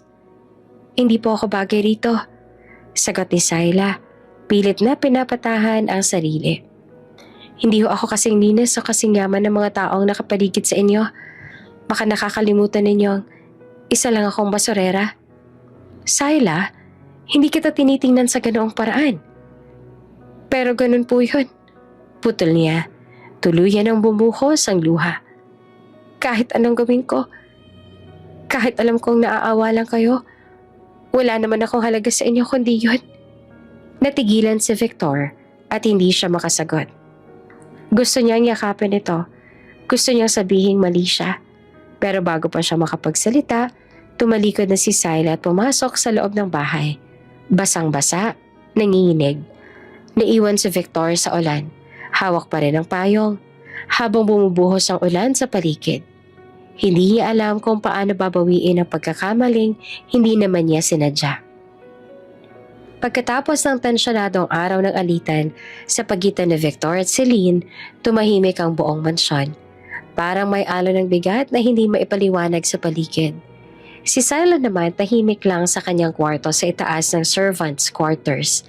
Hindi niya alam kung dapat ba siyang manatili pa sa mansyon o umalis na lang. Narinig niya kasi ang ilang bahagi ng pagtatalo ni na Victor at Celine. At bagaman hindi niya naiintindihan ang buong konteksto, sapat na iyon para madurog ang puso niya. Siguro naaawa lang talaga siya. Bulong niya sa sarili habang nakatingin sa maliit na rosaryong nakasabit sa kanyang kama. Hindi ko dapat nilalagay ang sarili ko sa ganitong sitwasyon. Hindi ako nababagay sa mga kagaya niya. Ngunit bago pa siya tuluyang lamunin ng hiya at pagdududa, kumatok ang isang kasamahan. "Syla, pinapatawag ka ni Mr. Alcantara. Nasa study siya. Gusto ka raw niyang makausap." Nanginig ang kamay ni Syla nang marinig iyon. Sa isip niya, baka oras na para paalisin siya. Agad niyang inayos ang buhok, pinunasan ng pawis sa noo, at marahang kumatok sa pinto ng opisina ni Victor. "Sir?" Mahinang tawag niya. "Pasok." Malamig pero mahinahong tugon ni Victor. Pagpasok niya ay naroon si Victor. Nakaupo sa likod ng malaking mesa, nakasalubong ang kilay. Nakatitig sa ilang papeles pero halatang may malalim na iniisip. "Umupo ka, Syla," sabi nito habang inaalis ang salamin sa mata. Tahimik siyang umupo sa gilid ng upuan. Hindi makatingin ng diretso sa kanya. "Alam kong narinig mo siguro ang ilang bahagi ng usapan namin ni Celine," panimula ni Victor. Hindi ko alam kung anong mga nabuo mong isip o damdamin tungkol doon. Pero kung gusto kong malinaw tayo. Napayo ko si Sayla. Mahigpit na pinisilang laylayan ng kanyang palda. Sir, hindi ko naman po sinasadya na. I know. Putol pa ni Victor. At hindi kita tinutulungan dahil naaawa ko. Ginagawa ko ito dahil nakikita ko sa iyong isang tao na hindi sumusuko. Kahit ilang ulit ang sinubok ng buhay. And I respect that. Lumingon naman si Sayla sa kanya. Halos mangiyak-ngiyak. Pero sir, wala naman po ako maibabalik sa lahat ng tulong ninyo. Kung tutuusin po, dapat po, iba na lang ang tinutulungan ninyo. Marami pa pong mas deserving kesa sa akin. Umiling si Victor. Deserving ka, Sayla. Hindi mo lang siguro nakikita pa ngayon. Tahimik silang nagkatitigan sandali. Parang may gustong sabihin si Victor, ngunit pinigilan niya ang sarili. Ayaw niyang masabi ang totoo na siya ang lalaking minsan ang nangako sa kanya ng pagbabalik. Ang batang si Victor na may hawak ng locket. Lumipas ang ilang araw at muli na namang naging abala si Victor sa kanyang mga negosyo. Pero sa likod ng mga meeting, investor calls at gala invitations, palagi pa rin siya nag-iisip kung paano niya matutulungan si Sayla nang hindi nito mararamdaman na siya ay naaawa lang. Isang gabi, habang nasa veranda ng mansyon at umiinom ng kape, nilapitan siya ni Mang Erning. Sir, may gusto po akong ipaalam tungkol kay Miss Sayla. Ano yun? Tanong ni Victor na inaalis ang tingin sa malayo. Kanina po narinig ko siyang umiiyak habang naglalaba. Nabanggit niya po ang gusto raw niya makapag-aral ulit. Gusto raw niyang baguhin ang buhay niya para sa kapatid niya. Nanahimik si Victor sandali. Tapos ay dahan-dahang tumango. Mang Erning, pakiabot nga ng folder na pinadala ng HR kahapon tungkol sa scholarship program ng Alcantara Foundation. Yung para po sa mga vocational scholar, sir? Oo, pero gawin natin confidential ito. Ipapasok natin si Sayla bilang scholar, pero ibang pangalan na gagamitin niya. Sabihin mo na lang na may business partner ako naghahanap ng mga deserving scholars. Opo, sir, pero sigurado po ba kayo? Baka po kapag nalaman niyang hindi niya malalaman, Mang Erning. Putol ni Victor, sabay ngiti. Hindi pa ngayon. Kinabukasan, tinawag niya si Sayla. Nakatayo siya sa tapat ng malaking bintana sa kanyang opisina habang papalapit ang dalaga. Sayla, may good news ako sa'yo, sabi ni Victor. Isa sa mga business partners ko ay nagbukas ng scholarship para sa mga katulad mong masipag at may determinasyon sa buhay. Vocational course ito. May allowance. Gusto kong ikaw ang isa sa i-recommenda ko. Halos hindi naman makapaniwala si Sayla. Ako po, sir? Bakit po ako? Ngumiti si Victor. Bakit naman hindi ikaw? Ayaw mo ba? Gusto ko po, sir. Sobra po, pero paano po ang trabaho ko dito? Pwede ka naman bumalik-balik kapag may bakasyon. Hindi mo kailangang mag-alala. Ang importante, magkaroon ka ng pagkakataong ayusin ang buhay mo. Hindi na napigilan ni Sayla ang pagtulo ng luha. Salamat po, sir. Hindi ko po alam kung paano ako makakabawi sa lahat ng kabutihan ninyo. Hindi mo kailangang bumawi. Mahinahong sabi ni Victor. Ang gusto ko lang, makamit mo ang mga pangarap mo. Sa mga sumunod na linggo, inasikaso ni Victor ang lahat ng papeles. Sa mga dokumento, nakapangalan si Sayla bilang Angela de la Vega. Iyon ang paraan niya para maprotektahan ang dalaga. At para na rin hindi siya mahirapan kapag nalaman ng ibang tao na isang dating basurerang scholar ng Alcantara Foundation. Pagdating ng unang araw ng klase, sinamahan siya ni Mang Erning. Habang nakasakay sa kotse, hindi naman mapigilang humanga ni Sayla sa gusali ng vocational school. Maliwanag, malinis at puno ng mga estudyanteng halatang may determinasyon sa buhay. Parang panaginip, sabi niya habang nakadungaw sa bintana. Hindi ko inakala makakapasok ako sa ganito. Ngumiti lang si Mang Erning. Yan ang gusto ni Mr. Alcantara, Sayla. Gusto niyang matulungan ka. Pakisabi po sa kanya salamat. Hindi ko po makakalimutan to. At nagsimula ang bagong yugto ng buhay ni Sayla. Lumipas ang mga buwan, unti-unti nagbago si Sayla. Natutunan niya magsalita ng may kumpiyansa. Marunong na siyang gumamit ng computer, gumawa ng mga basic accounting records at magdisenyo ng simpleng marketing posters. Palagi siyang top sa klase at dahil doon, naging paborito siya ng mga guro. Isang gabi habang nagre-review na pahinto siya, tinignan ang lumang petaka niya. Doon ay nakatago ang lumang larawan ng kapatid niyang si Lino at ang punit na tela na minsang pinanggalingan ng locket na nawala. "Para to sa'yo, Lino," mahina niyang sabi. "Balang araw, babawiin kita. Magkakaroon tayo ng mas magandang buhay." Habang abala siya sa pag-aaral, si Victor naman ay dahan-dahang nasasakal sa relasyon nila ni Celine. "Victor, ano ba nangyayari sa atin?" Tanong ni Celine isang gabi habang kumakain sila sa mamahaling restaurant. "Parang wala ka na sa relasyon natin. Palagi kang malayo. Palaging may ibang iniisip." Tumingin si Victor sa kanya, pero halata naman sa mga mata niya wala na ang dating ningning. "Celine, alam mo naman na marami ako naasikaso ngayon.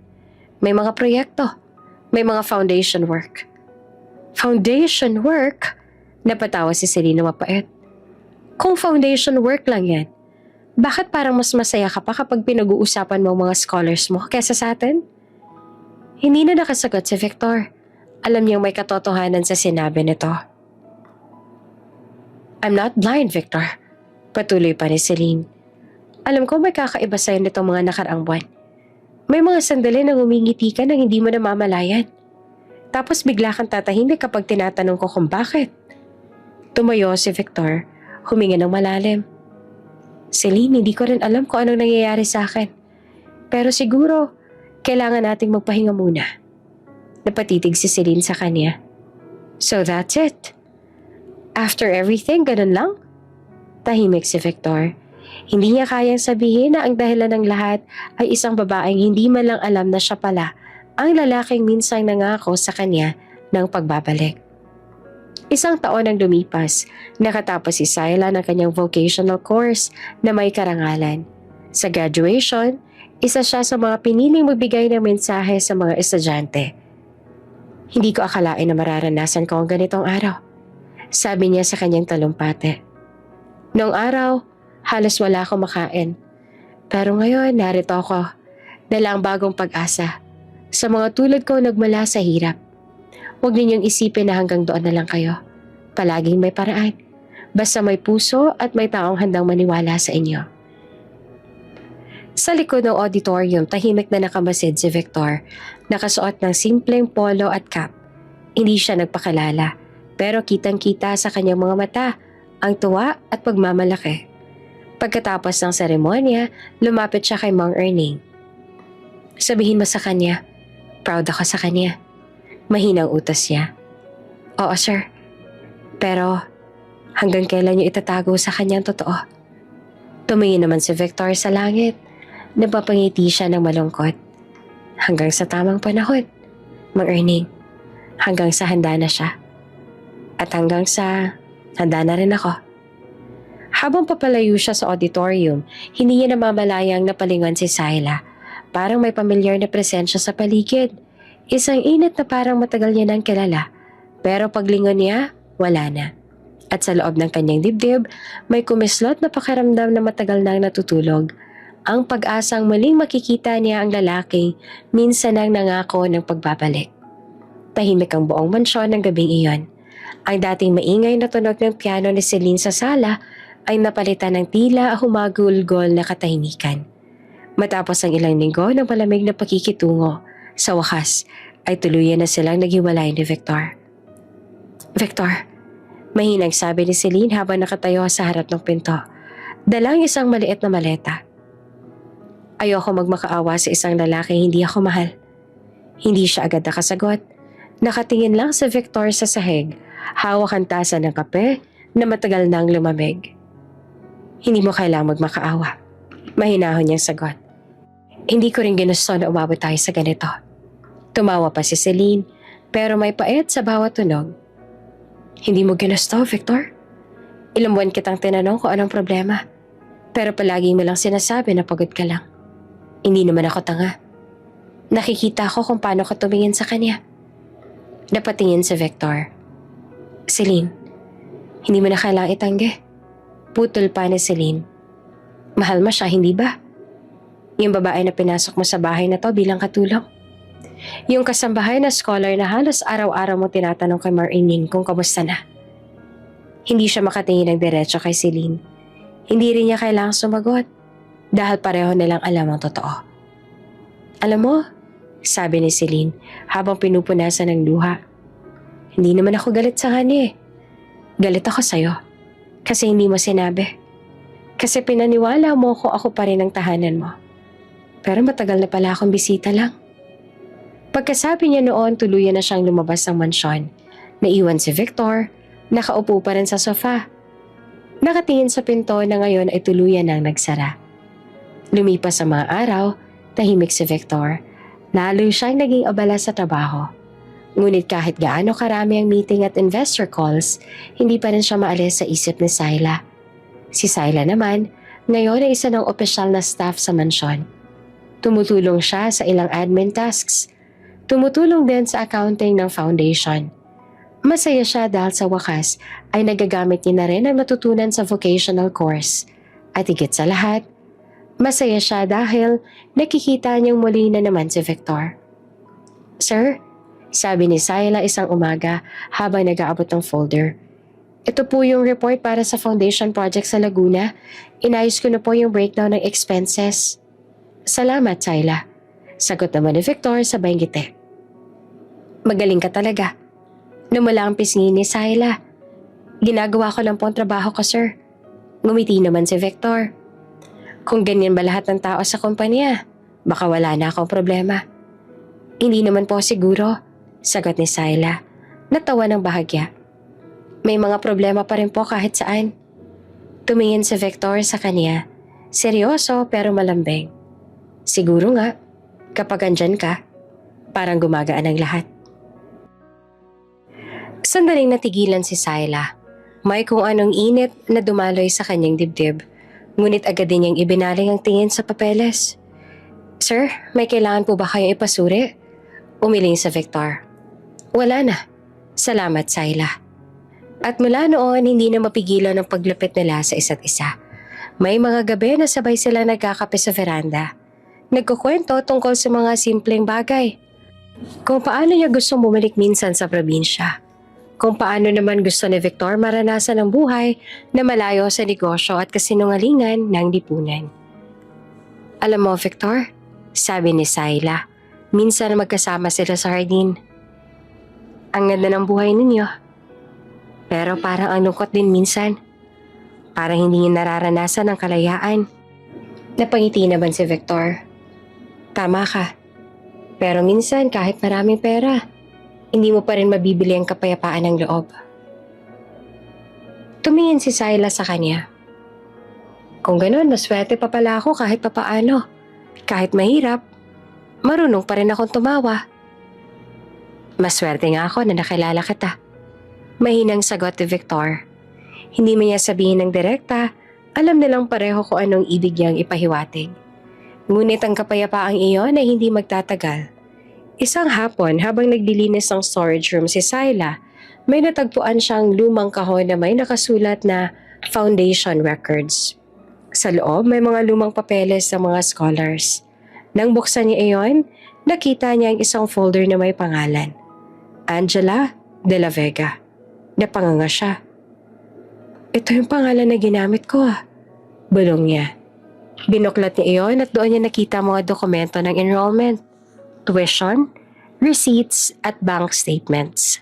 Sa ibang bahagi naman ng page, malinaw na nakasulat, Funded by Alcantara Group. Approved by V. Alcantara. Nanlamig siya. Hindi siya makapaniwala sa nakikita niya. Si Sir Victor? Siya pa lang. Bulong niya habang nanginginig. Hindi lamang iyon ang natuklasan niya. Sa ilalim ng mga papeles, may isang lumang sobre. Binuksan niya ito at naroon ang punit na larawan ng dalawang batang naglalaro sa ilalim ng puno ng mangga. Sa likod nito, nakasulat, Victor and Syla, Summer 2005. Parang biglang tumigil ang kanyang paghinga. Si Victor? Bulong niya. Siya? Siya pala yung Victor ko. Napaupo siya sa sahig, hawak ang larawan at luhaan. Ang lahat ng mga alaala ng kabataan niya ay biglang bumalik. Ang batang lalaking nangakong babalik. Ang batang nagbigay ng locket. Ang dahilan kung bakit siya nanatiling umaasa. At ngayon, naroon lang pala ito sa tabi niya. Ang lalaking tinulungan siya. Ang lalaking nagpapaaral sa kanya. Ang lalaking malamang ay naaawa lang. Kinagabihan bumaba si Syla sa sala. Nandoon si Victor. Kakauwi lang galing opisina. Pagod. Pero nakangiti nang makita siya. "Oh Syla, bakit gising ka pa? Dapat nagpapahinga ka na." Hindi siya sumagot agad. Tumayo lang siya roon. Hawak ang larawan. "Syla?" Dahan-dahan siyang lumapit. "Eto ba? Ikaw?" Kinuha ni Victor ang larawan at agad na nag-iba ang ekspresyon niya. Hindi niya kailangang magpaliwanag. Alam na ni Syla. "Bakit mo tinago sa akin?" Halos pasigaw niyang tanong. "Bakit mo ako niloko?" "Syla, hindi ko intensyon." "Hindi mo intensyon?" Putol niya. "Kaya mo pala ako tinutulungan. Kasi naaawa ka. Kasi mahirap ako."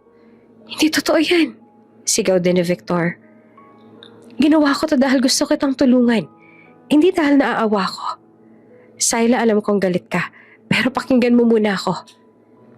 "Hindi ko na kailangang marinig pa." Nanginginig niyang sabi. "Sinungaling ka. Pinaniwala mo kung iba lang ako sa mga tinutulungan mo pero pareho lang pala. Ginawa mo akong proyekto." "Hindi, Syla." Lumapit siya pero umatras ang dalaga. "Tinago ko lang ang totoo dahil natakot ako. Natakot ako na kapag nalaman mong ako yung batang nanghako noon, mas lalo mo akong kamuhian. Umalis ako noon, hindi dahil gusto ko. Dinala ako ng ama ko sa ibang bansa. Gusto kong bumalik, pero hindi ko nagawa. At nung nagkita tayo ulit, hindi ko alam kung paano magsimula." "Pagsisinungaling pa rin yun," sabi ni Syla.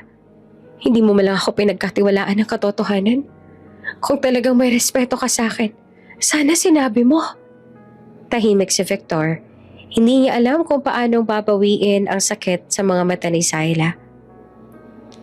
"Hindi mo alam kung gaano kahirap mabuhay na mag-isa, Victor." Patuloy ng dalaga. Luhaan na. "Tapos ngayon, malalaman ko ang lahat pala ng pinaghirapan ko. May nakatago kang dahilan. Ayoko maging utang na loob sa lalaking niloko ko." "Syla, hindi mo ako kailangang mahalin. Pero sana maintindihan mo. Hindi na kailangan, Victor. Tapos na." Iniwan niya si Victor na nakatayo sa sala. Hawak pa rin ang larawan ng dalawa. Kinabukasan, wala na si Syla. Sa halip, iniwan niya ang isang liham sa mesa sa study ni Victor. "Sir Victor, salamat sa lahat ng tulong na ibinigay mo sa akin. Pero hindi ko kaya manatili sa bahay na to. Hindi ko kaya magtrabaho sa ilalim ng isang taong tinago sa akin ang totoo. Babalik ako sa probinsya. Doon ko sisimulan ulit ang buhay ko. Huwag mo na akong hanapin." Nang mabasa ni Victor ang liham, parang biglang humina ang buong paligid. Naupo siya sa upuan, hawak ang papel, at sa unang pagkakataon sa mahabang panahon, napahagulgol siya. Walang kahit anong yaman, walang proyekto, walang negosyo na nakakapagpuno sa sakit ng nararamdaman niya. "Syla," bulong niya na halos wala ng boses. "Hindi kita tinulungan dahil naaawa ko. Tinulungan kita dahil mahal kita." Ngunit ang mga salitang yon ay lumipad lang sa hangin, kasabay ng katahimikan ng gabi. Ang mansyon na dati puno ng ilaw at tawanan, ngayon ay tila malamig na kuweba.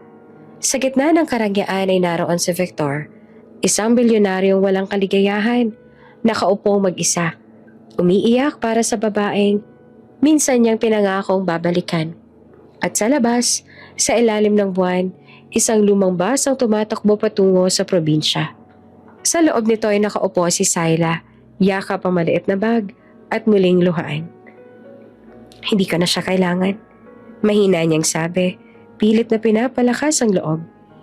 "Makakaya ko naman to mag-isa."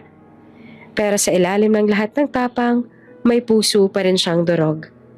Makalipas ang ilang buwan mula nang umalis si Syla sa mansyon, nagbagong ritmo ng buhay ni Victor.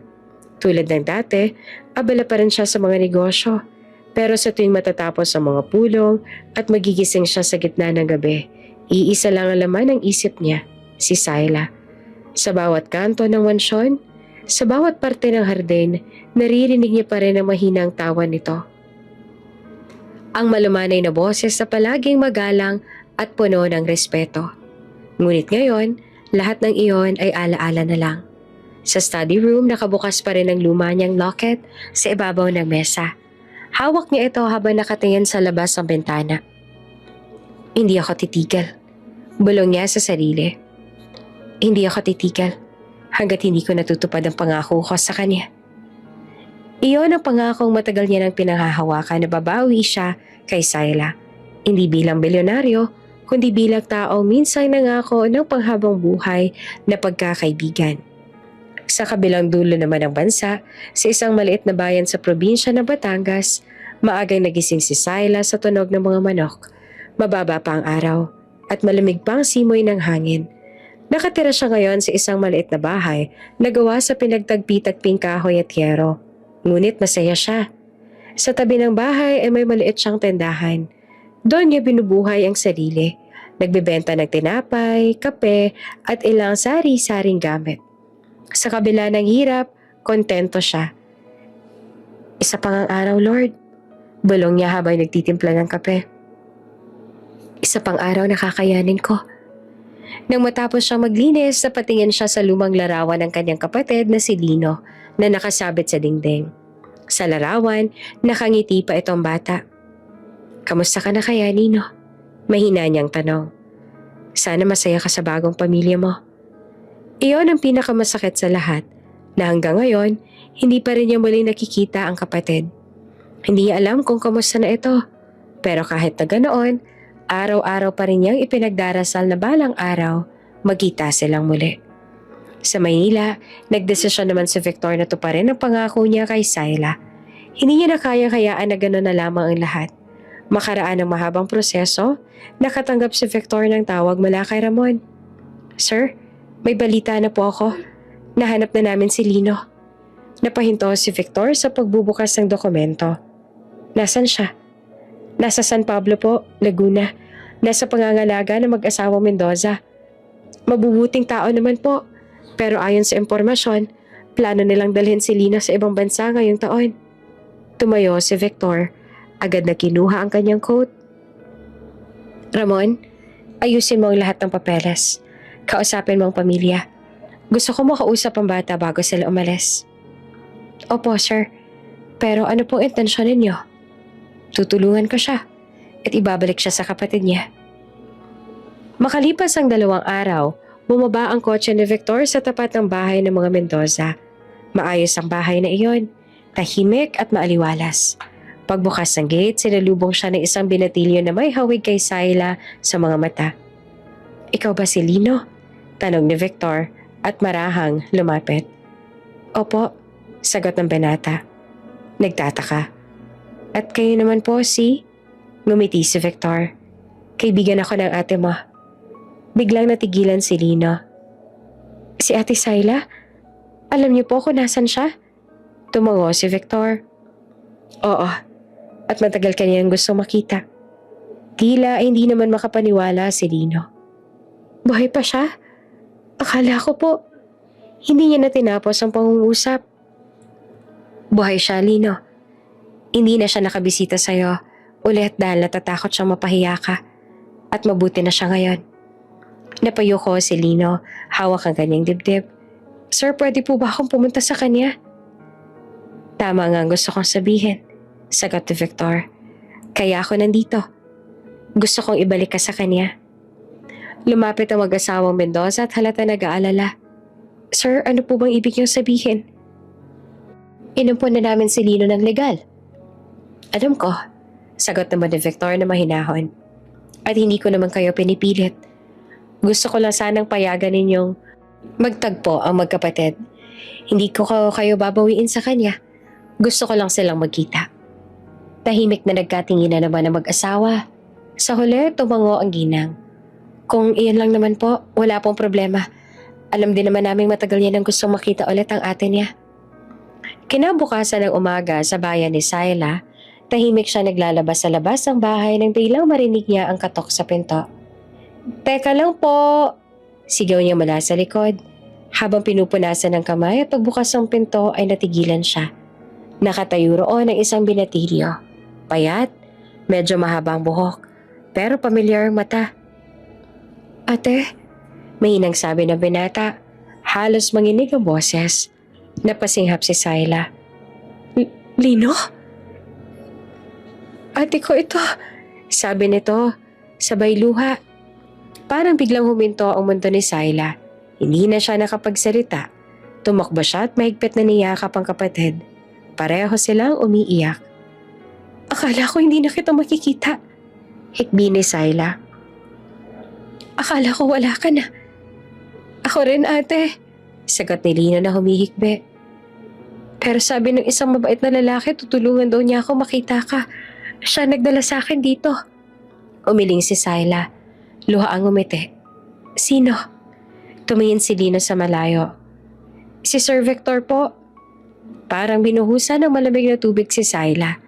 Napatingin siya sa daan at sa di kalayuan, nakita niyang bumababa si Victor mula sa sasakyan. Tahimik lang itong lumapit.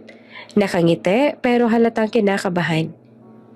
Syla, mahinahong sabi ni Victor. Pasensya ka na kung hindi ako nagpaalam. Pero gusto kong tuparin ang pangako ko. Hindi alam ni Syla kung ano ang sasabihin.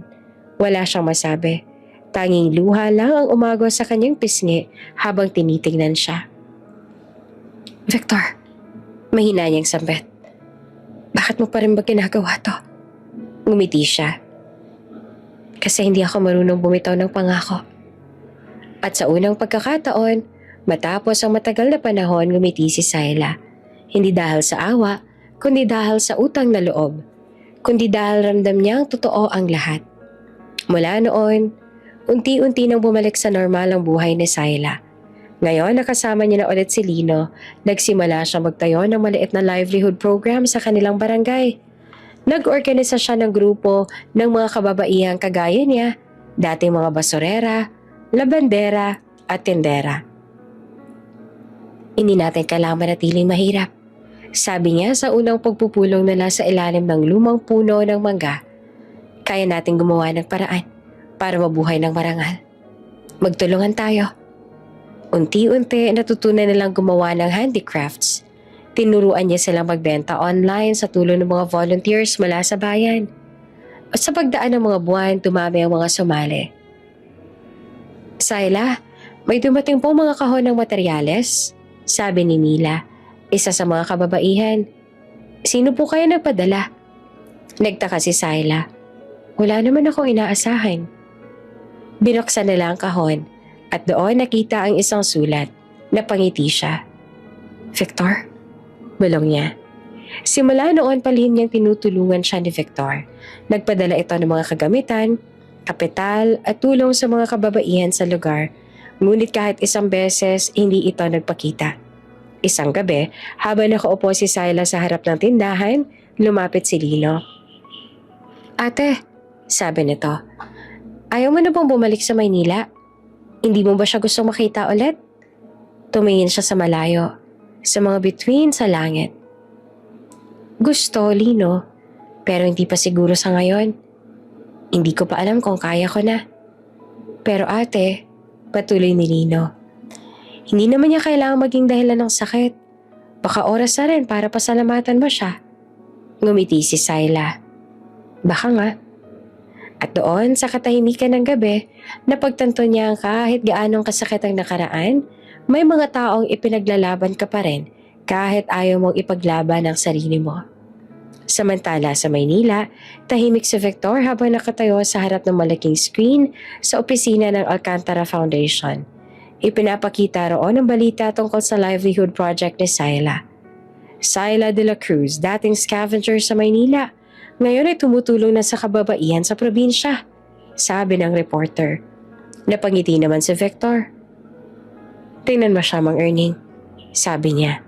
Mas matatag pa kaysa sa kahit sinong kilala ko. Tumango naman si Mang Erning. Sir, kailan po kayo pupunta sa kanya? Hindi pa siguro sa ngayon, sagot ni Victor. Nakangiti pero malungkot. Masaya na siyang may sariling lakas. Hayaan na muna natin siyang magtagumpay sa sariling paraan. Kapag handa na siya, saka ako lalapit. Tumingin siyang muli sa screen. Nandoon si Syla, nakangiti habang hawak ang mga produkto ng kanyang grupo. Sa tabi niya ay naroon si Nino, tumutulong sa pag-aayos ng mga paninda. At sa mga mata ni Victor ay may luha ng tuwa at pangungulila. Hindi ko kailangan nasa tabi mo para suportahan ka. Mahinang sabi niya. Basta masaya ka, sapat na yon. Sa dulo ng baryo, habang papalubog ang araw, nakatayo si Syla sa tapat ng maliit nilang tindahan. Nakatingin siya sa kalangitan, hawak ang bagong locket na ipinadala sa kanya. Ngumiti siya, marahang nagsalita. Salamat, Victor, sa lahat. At habang unti-unting nagdidilim ang paligid, sabay na nanginingning ang mga bituin. Tanda ng pag-asang kahit magkalayo, may mga pusong nagkakakilala pa rin. Sa likod ng lahat ng sakit, ng luha, at ng mga dihim, naroon pa rin ang pangakong minsan nilang binitiwan. At sa unang pagkakataon matapos ang mahabang panahon, tahimik na ngumiti si Syla. Dahil alam niyang kahit hindi niya sabihin, may isang Victor Alcantara pa rin. Tahimik na nagmamasid at patuloy na nagmamahal. Mainit ang araw, ngunit malamig ang hangin na pumapasok sa malawak na hall ng bagong itinayong Alcantara Foundation Center sa Quezon City. Ang gusali ay puno ng mga tao, mga kababaihan mula sa iba't ibang lalawigan, mga estudyante, mga negosyante, at mga miyembro ng media. Lahat ay naroon upang dumalo sa taunang pagtitipon ng foundation na layuning magbigay ng tulong at oportunidad sa mga mahihirap na komunidad. Isa sa mga panauhing tagapagsalita ay si Syla, ang dating basurera na ngayon ay kinikilala ng inspirasyon ng mga kababaihan. Habang naghahanda siya sa backstage, ramdam niya ang kaba na pumipintig sa dibdib niya. Huminga siya ng malalim, hawak ang maliit na locket na suot niya sa leeg. Miss Syla, tawag ng event coordinator. Ikaw na po ang susunod. Ngumiti siya tumango. Sige po. Huminga siya ng malalim. Inayos ang simpleng blazer na suot niya at marahang naglakad papunta sa entablado. Paglabas niya, sinalubong siya ng malakas sa palakpakan. May mga ilaw na nakatutok sa kanya, mga kamera na nagliliparan, at mga taong nakatingin ng may paghanga. Ngunit sa kabila ng lahat, kalmado siya. Hindi na siya si Syla na dating takot magsalita. Hindi na siya yung basurerang nanginginig sa gutom at hiya. Isa na siya ngayong babae na bumangon mula sa abo ng kahirapan. Magandang hapon po sa inyong lahat. Panimula niya na mahinahon, ngunit matatag ang tinig. Ako po si Syla de la Cruz at dati ako namamasura. Tahimik ang buong hall. Ang lahat ay nakikinig. Hindi ko ikinahihiya iyon. Patuloy niya. Kasi, doon ko natutunan kung anong tunay na halaga ng dignidad. Noong araw, akala ko na kapag mahirap ka, wala ka ng karapatang mangarap. Pero nagkamali ako. Ang kahirapan ay hindi sumpa. Isa itong paalala na may laban pa tayong kailangang pagtagumpayan. May bahagyang ngiti sa labi ni Syla na nagsasalita. Ngunit sa loob niya, may mga alaala pa rin bumabalik. Ang mga gabing naglalakad siya sa ilalim ng ulan, ang mga araw na giniginaw sa sakit habang namamasura, at ang mga oras na nagdasal siya na sana ay may magligtas sa kanya. May mga taong dumating sa buhay ko. Mga taong tumutulong na hindi ko inaasahan. Sabi niya sabay ngiti. Hindi nila ako tinulungan dahil naaawa sila. Tinulungan nila ako dahil naniniwala silang kaya ko rin tumulong sa iba. Pagkatapos niyang sabihin niyon, napatingin siya sa dulo ng audience. Sa gitna ng mga mukha, may isang pamilyar na figura. Nakatayo, tahimik at nakatingin sa kanya na para bang iyon lang ang taong naroon. Nakatayo ito sa likod ng hall. Simple lamang ang suot, puting polo at dark slacks. Ngunit kapansin-pansin pa rin, hawak nito ang maliit na notebook. At nang magtama ang kanilang mga mata, parang huminto ang mundo ni Syla. Isang sandali lang iyon, ngunit sapat na para bumalik lahat ng alaala. Ang mga gabi sa mansyon, ang mga leksyong ibinigay nito, ang mga lihim na tulong, at ang mga salitang hindi niya kailanman narinig ng harapan. Huminga siya ng malalim at tinuloy ang pagsasalita. Ang buhay ay hindi laging makatarungan, sabi niya. Ngunit kapag pinili mong bumangon, may mga taong lalapit upang hawakan ka at sabihin kaya mo pa. At sa bawat pagbangon, mas lalo mong makikilala ang sarili mo. Matapos ang kanyang talumpati, muling umalingaw-ngaw ang palakpakan. Tumayo ang karamihan. Sumisigaw ng bravo at inspiring. Ngunit hindi iyon ang mahalaga sa kanya. Ang mahalaga ay naroroon siya, si Victor. Pagkatapos ng programa, lumabas si Silas sa hardinang center. Doon siya huminga ng malalim. Nilalasap ang malamig na hangin ng gabi. Hindi ko alam na nandito ka. Mahinang sabi niya nang marinig ang pamilyar na boses sa likuran. Hindi rin ako sigurado kung dapat akong pumunta. Sagot ni Victor. Lumapit ng dahan-dahan. Pero hindi ko kayang hindi makita kung paano ka nagtagumpay. Lumingon siya at doon nagtagpong muli ang kanilang mga mata. Hindi na sila yung dating mga batang nagtatago sa ilalim ng araw. Pareho na silang nagbago. Matagal ako naghintay sa ganitong pagkakataon, sabi ni Victor. Hindi para humingi ng tawad, kundi para magpasalamat. Kasi pinatawad mo ko kahit hindi ko hinihingi. Tahimik si Sayla, pero halata sa kanyang mga mata ang damdaming pinipigilan. Hindi ko alam kung kailan ko talaga natutunang patawarin ka, sagot niya. Baka noong araw na nakita ko si Lina sa pintuan. Baka noong araw na napagtanto kong lahat ng ginawa mo ng tahimik. Natakot lang ako, sabi ni Victor na marahang lumapit. Natakot akong isipin mong pinandirihan kita. Natakot akong isipin mong naaawa ako. Pero ang totoo, Sayla, ni minsan, hindi kita tinuring na mahirap. Ikaw lang babae na paramdam sa akin na may saysay ang yaman ko. Tumingin siya kay Victor at sa unang pagkakataon, hindi niya na tinakpan ang mga luha niya. Ang tagal kong hinintay na marinig yan, sabi niya. Ang tagal kong hinintay na malaman kung bakit mo ako tinulungan. Pero ngayon na sinabi mo na, hindi na ako galit. Lumapit si Victor. Halos isang hakbang na lang ang pagitan nila. Hindi ko hinihingi na bumalik ka sa akin. Ang gusto ko lang malaman mo, wala akong pinagsisisihan. Napangiti si Sayla. Payapa, ngunit may halong lungkot. Wala ring saysay ang pagsisisi, Victor. Ang mahalaga, natuto tayo.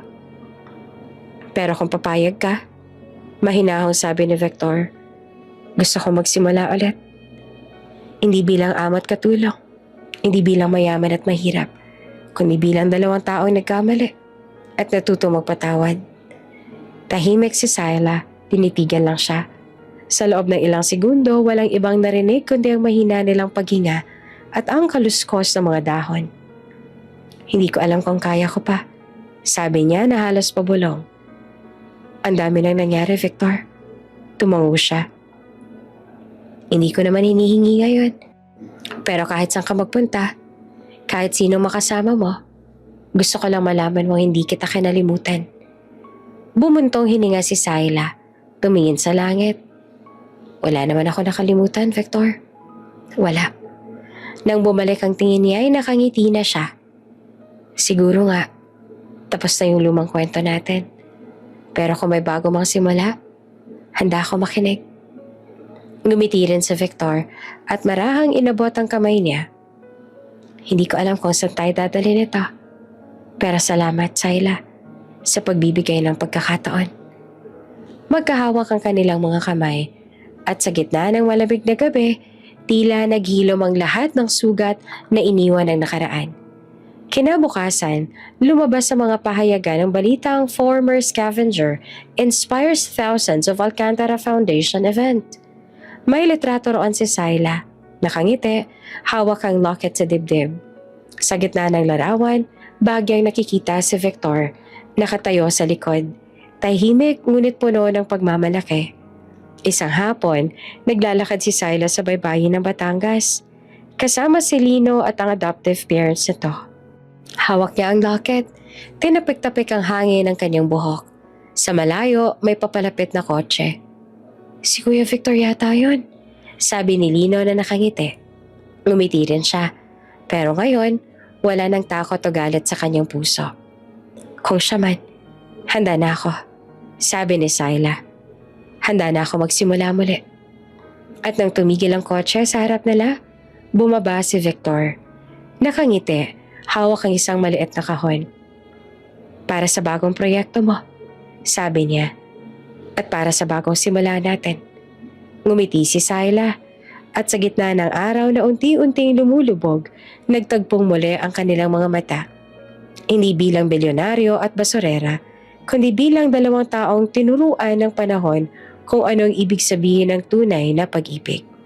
At sa dulo ng araw, wala nang lihim, wala nang awa, wala nang sakit. Ang natira na lang ay katotohanan, kapatawaran at pag-asa. Mainit ang araw ngunit preskong-presko ang simoy ng hangin sa hardin ng bahay bakasyonan ni Victor. Isang malaking tolda ang tinayo sa gitna ng malawak na damuhan. Pinalibutan ng mga puting bulaklak at kumikisap ng mga ilaw na tila mga bituin na bumababa mula sa langit. Ang mga tao ay nagkatuwaan, nagbabatian at nag-aabutan ng mga pagkain at wine. Ngayon ay hindi na basta mansyon ng isang negosyanteng kilala sa lungsod. Ngayon, ito na ang tahanan ng dalawang puso sa wakas ay nagtagpo ng ganap. Sa gitna ng hardin, sa ilalim ng mga bulaklak na bumubuo ng isang arko, nakatayo si Syla. Ngayon ay suot ang simpleng puting gown, gawa ng isang local designer na tinulungan noon sa livelihood program. Ang kanyang buhok ay nakalaylay, tinatabla ng sinag ng araw. Sa tabi niya, si Victor suot ang puting barong na may disenyong hinabi ng kababaihan sa baryo ni Syla. Ang mga kamay nila ay magkahawak at ang mga mata nila ay tila nagsasalita ng mga salitang hindi na kailangang bigkasin. Ang pare nagsimula ng huling bahagi ng seremonya.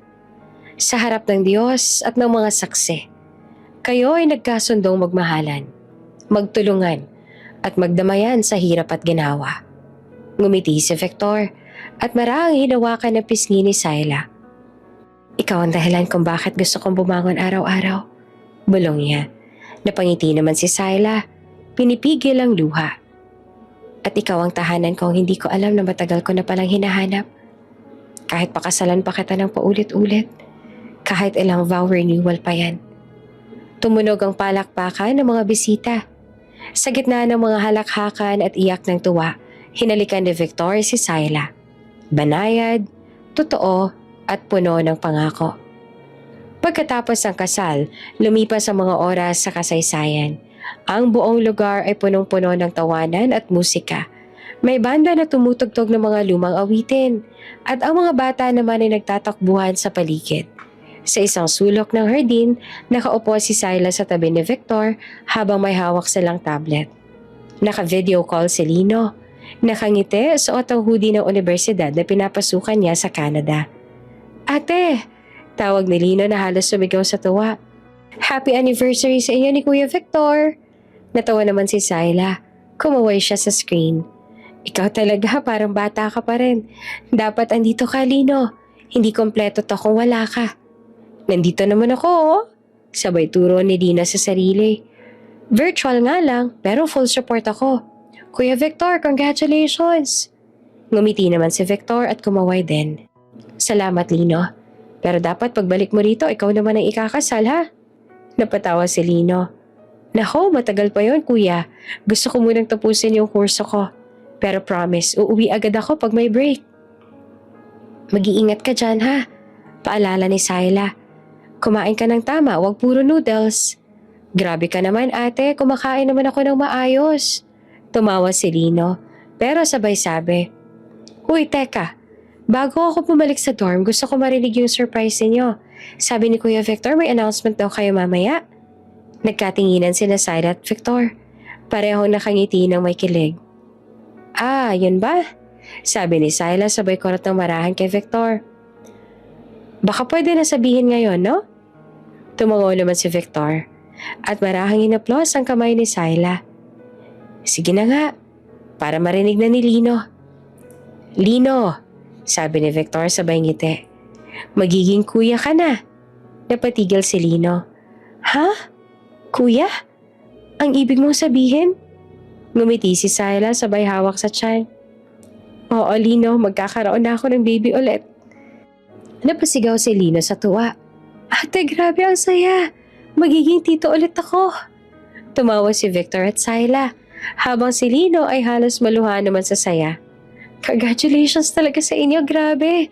Dapat pala talaga umuwi ako agad.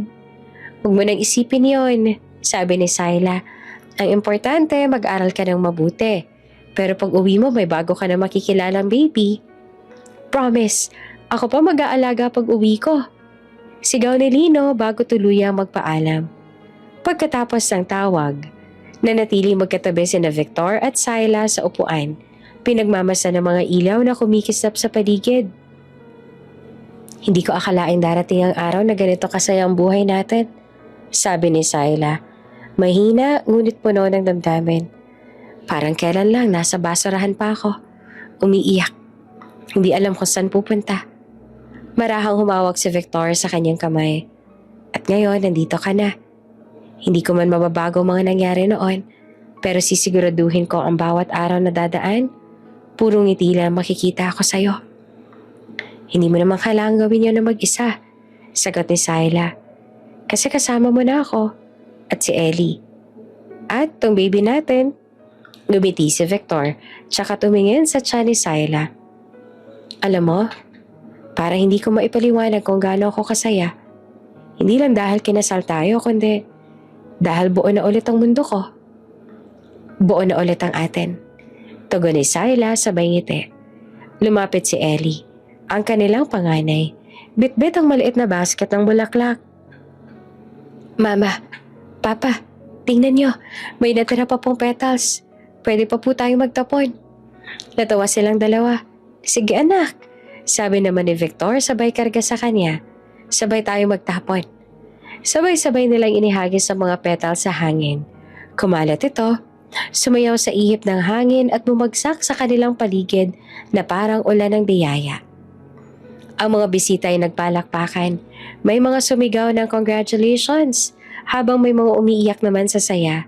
Sa gitna ng lahat ng iyon, nagtagpong muli ang mga mata ni Syla at Victor.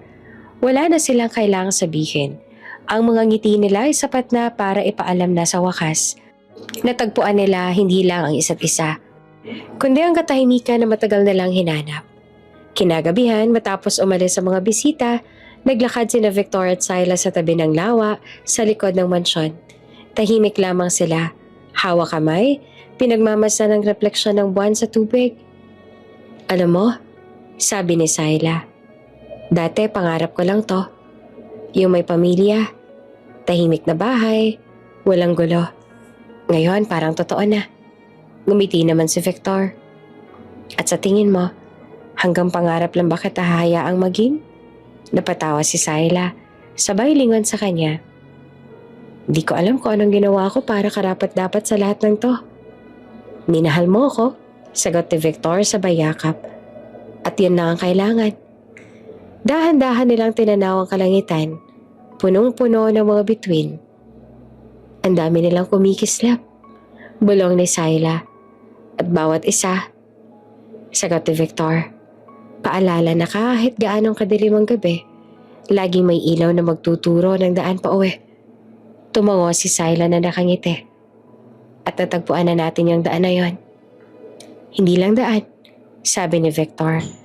Marahang humalik sa noon niya. Tahanan.